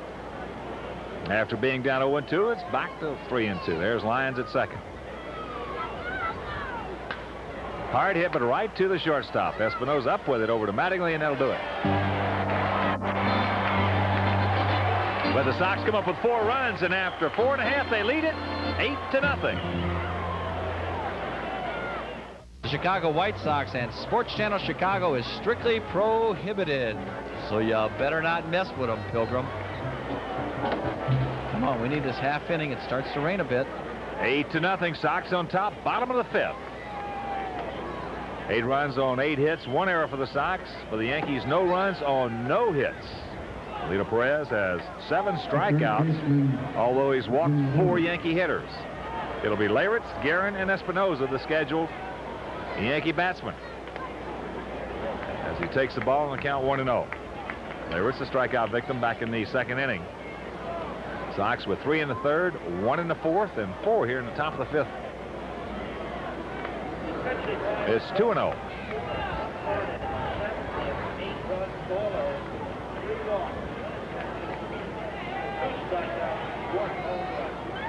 Outfield playing Leyritz to pull. There's the strike and the count 2-1.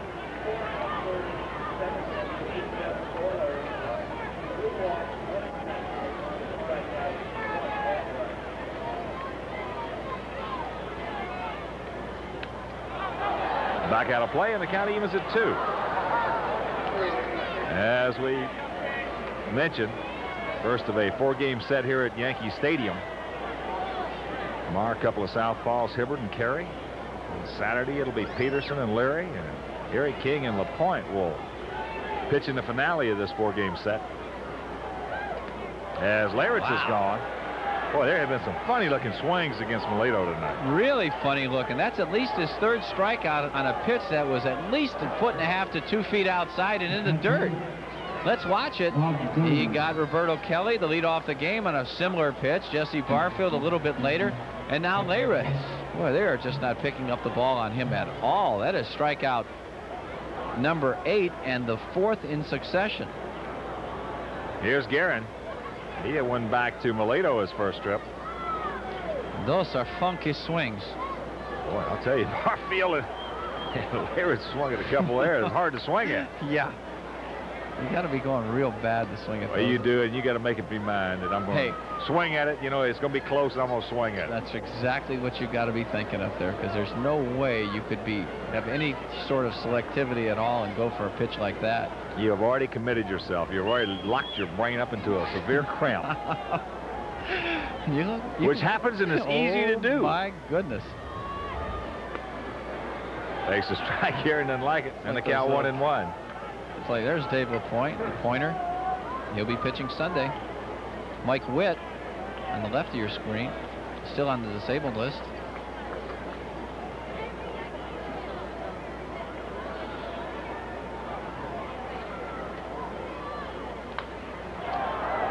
Hammered foul on the count 1-2. You know, there's a guy, I hope I'm wrong. There's a guy I think is going to have a problem pitching in New York, like we were talking earlier, and that's Mike Witt. And again, it's just an opinion. I hope it's wrong. But there are just so many guys who have trouble. As you look at Big Mike on the left right there, so many guys have trouble playing in this town. Oh, look at this. That is number 9, 5 in a row. Woo, nasty right there. Nasty boys right here. Look at this pitch. He really takes something off of this one. It goes down, disappears. Guerin is out of there. That's what happens when you get ahead in the count. Well, you know, Mike Witt spent his whole career with the Angels. He went to Servite High School right there in Anaheim. So, I mean, you know, dramatic culture shock to him. Boy. Yes. Almost the antithesis of one another right there. Yeah. Of Anaheim, Southern California. The laid-back California way as Espinosa takes a strike. You know, you just have so many bullets in that arm, too, and Mike Wood has been working 250 innings every year for so many years for the Angels that maybe it just got to him this year. Arm trouble. That's it hard. Lance Johnson going back and makes the catch. What a nice catch by Lance Johnson as he was playing short. That'll do it. A 1-2-3 inning for Perez, and after 5, it's official now. The Sox lead at 8-zip. At him, and here's Lance Johnson. Lance is going to lead things off. No, he isn't. He's going to hit second, but watch this play. Espinosa lines it in the gap, almost straightaway right field. Now, that's the center fielder getting them ready to make the play. Lance Johnson with a terrific jump on that ball, makes the backhanded grab, and that's what ended the 5th inning and made this game official. 8-0 White Sox. And ulterior motive Hawk, that 3-run homer of his is going to be good for sure on that catch. He just wanted to nail it down with an outstanding catch. I didn't think he had a prayer. That ball was hit pretty hard by Espinosa. He was playing so short. As you look at right-hander Jimmy Jones, the 3rd Yankee pitcher of the evening. 8 runs on 8 hits, 1 error for the White Sox. No runs on no hits. And 1 error for the Yankees, so stay with us. Melito through 5 has a no-hitter going. Here's Ozzie. Ozzie 1 for 2. A single, a run scored back in the 3-run third. Hard hit right to Steve Sachs. 1 pitch, 1 out. Jimmy Jones getting some work tonight. He's 1-2 on the season. 5.96 earned run average, appearing only in his 7th ball game. 22 2/3 innings work, giving up a lot of hits at 30. He has walked 9 and struck out 15. The American League hitting .323 against Jimmy Jones. So he's given up a bunch. Lance takes it down low. He's 1 for 3. That 3-run homer in the third, his first major league dinger.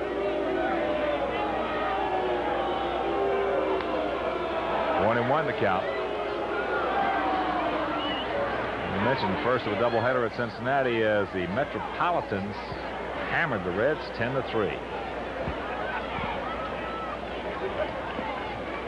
Off-speed pitch low, and the count 2-1. That might be a pretty good matchup in the National League Championship Series there, Hawk. Those two teams. Cued foul, on the count 2-2. Unless Pittsburgh can hold on to that National League East, doesn't appear to be. They're fading a bit. Well, there's the case as we talked about in the spring. Is that if the Mets play well, Pittsburgh's not going to beat them. Yeah, that's right. Well, just the same thing we said about Toronto in the American League East. That club is still an enigma. As Sachs throws out Lance, 2 gone. No question about who has the most talent in the American League East, and it's the Blue Jays. No doubt about that. But for some reason, I still don't think they're going to win it. And even though I picked them to, they're just too iffy. Yeah. They can be had. They have proved that. Yeah. Well, they Here's don't have the great starting pitching. They have a fine bullpen led by Tom Henke. Naturally, there's their closer. Well, I like their ball club. I like their pitching. I like everything about their ball club except their attitude. I don't think that they have. As that's hit hard in the left field. Mel Hall goes back. So Jones a 1-2-3 inning. After 5.5 from Yankee Stadium, Sox lead it 8-0. Do you need? The Chi Sox Coca-Cola Fan Club is open to Sox fans of all ages. Members will receive tickets, the Comiskey Columns newsletter, and much more. Plus, the proceeds benefit the Chi Sox Research Fund and Day Hospital in the fight against terminal illness in children. For more information, call the White Sox at 312-924-1000 or stop by your neighborhood Walgreens for an application. There you see the very happy White Sox dugout. Jeff Torborg on the left, Herm Schneider, Dr. DeBakey for the White Sox, our trainer, and, of course, the infamous Ron Kittle. And there's a look at Melito Perez working into his 6th inning here. He has given up not a lot. 9 strikeouts. 9 strikeouts to go along with 4 base on balls, but nary a hit. As it'll be the top of the order, Kelly, Sachs, and Mattingly. Roberto was struck out, and he's hit into a double play. Sox trying to make this their 8th consecutive road win. They also have won 16 out of the last 19 on the road. It's unbelievable. 21-10. It's the best home road record in the major leagues. And that pitch up high, and it's 2-0. How do you figure that? They don't like Comiskey Park? Of course, we started off the year with the best home record in baseball, and so starting to falter there a bit with some losses, but this is just unreal. Especially for a young club. Yeah. Usually your young clubs are the ones that have the toughest time on the road.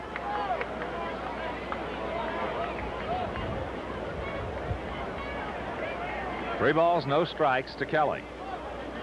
Rain's starting to come down a little bit harder. There's a strike.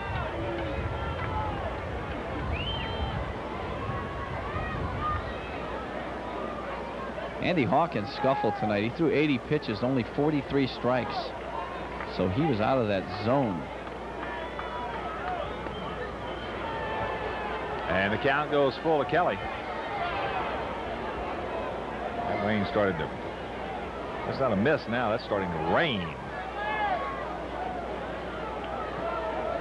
As we mentioned earlier, in case you just joined us, the forecast here is bad weather throughout the weekend. That's high and deep to left field. Calderon now has the bead as that wind gets it and makes a catch. Oh. And that's out number 1.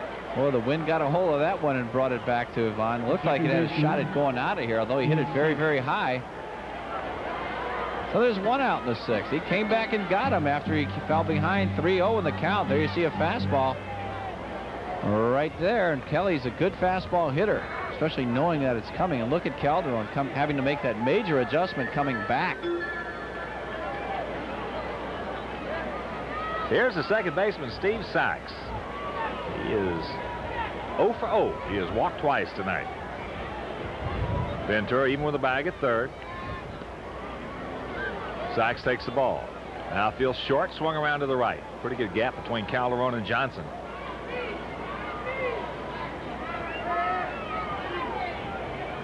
Eight and 1 for the Sox. 0-0-1 for the Yankees. Hard hit right at Fletcher. He'll suck it up. Go over to Lyons, and that's out number 2. Things getting serious now. It is that.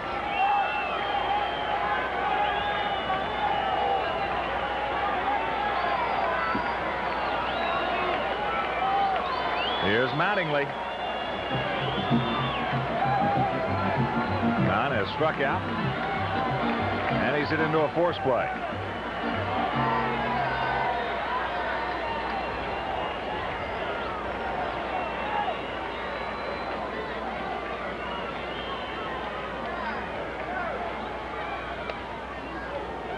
Wow, where's that pitch? Teacup, and the count 1-0. Well, you got to give him that pitch, especially working on this gem that he has going right here.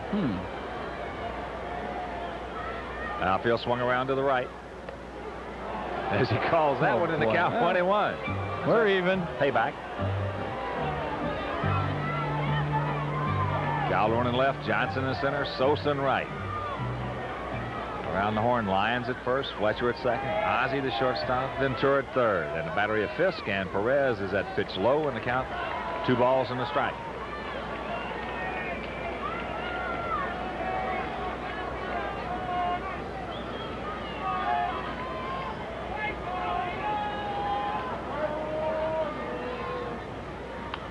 Out of play, and the count 2-2.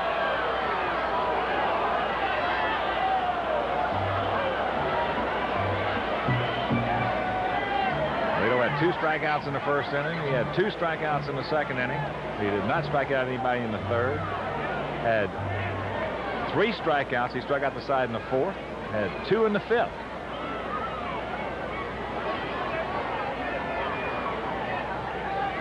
That's hit hard right at Lance Johnson. He'll back up. He is there, makes a catch, and that'll retire the side. Another 1-2-3 inning for Perez, and after 6, he's got him no hit. He leads it 8-0. Calderon leads off the top of the 7th inning, hits the first pitch into center field. Roberto Kelly fighting that rain makes the catch, and that's out number 1. Defensive change for the Yankees. In place of Don Mattingly at first, it'll be rookie Kevin Moss. Sox lead it 8-0. 8 runs on 8 hits, but the big thing right now, Melito Perez has a no-hitter against the Yankees through 6. Here's Pasqua, down 0 for 2. Also has walked and scored a run. Check swing strike from the right-hander Jimmy Jones, the 3rd Yankee pitcher of the evening, as you look at Pascual Perez from the other side of that field, watching his brother no-hit the Yankees through 6 innings.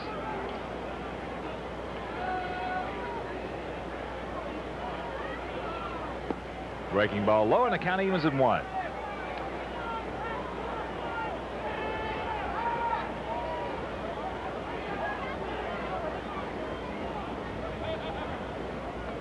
Another off-speed pitch, and the count 2 balls and a strike.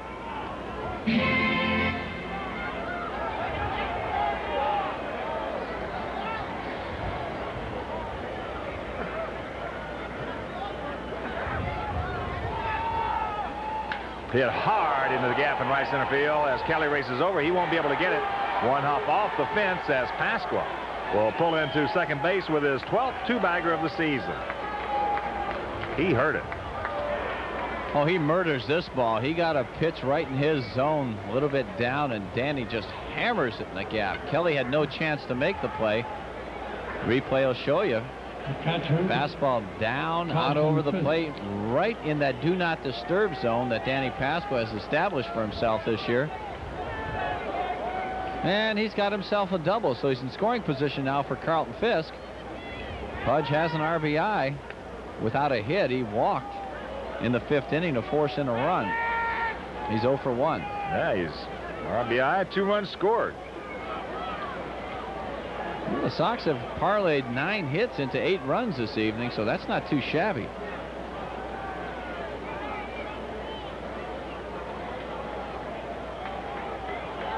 Uh-oh. Boo. A rain delay as they want the tarp out there. Joe Brinkman, crew chief. This could be very interesting right here. Obviously, the game is official, and Melito Perez a no-hitter through 6 innings. But the Yankees quickly getting out there. And in case you just joined us, Sox took the lead in the 3rd inning after Andy Hawkins, who no-hit him a couple of weeks ago back on Sunday at home. He went through the first 2 innings, getting the side in order both times. Then with 1 out, Sammy Sosa singled sharply in the center field. Ozzie singled in the left center field, and then Lance Johnson, his first major league home run, a 3-run shot just inside the foul pole down the right field line, and the Sox led it 3-0. They picked up another in the 4th inning, a 2-out RBI single by Sosa. Then they picked up 4 more in the 5th inning with 1 out. Ventura single, Calderon double, Pasqua walked, Fisk walked to knock in a run, forcing a run, and Lyons a key single right back through the glove, I should say, of Steve Sachs, and that knocked in 2 more. So the Sox lead it 8-0. And we talked about Lance Johnson's first major league home run back in the 3rd inning, and here it was. There it is once again. How many times have we shown this tonight? It's about the 6th time. It's still not going any farther than it did the first time, 318 feet. 3 big runs. Boy, that was a catalyst for a big offensive night so far for the White Sox. Yes.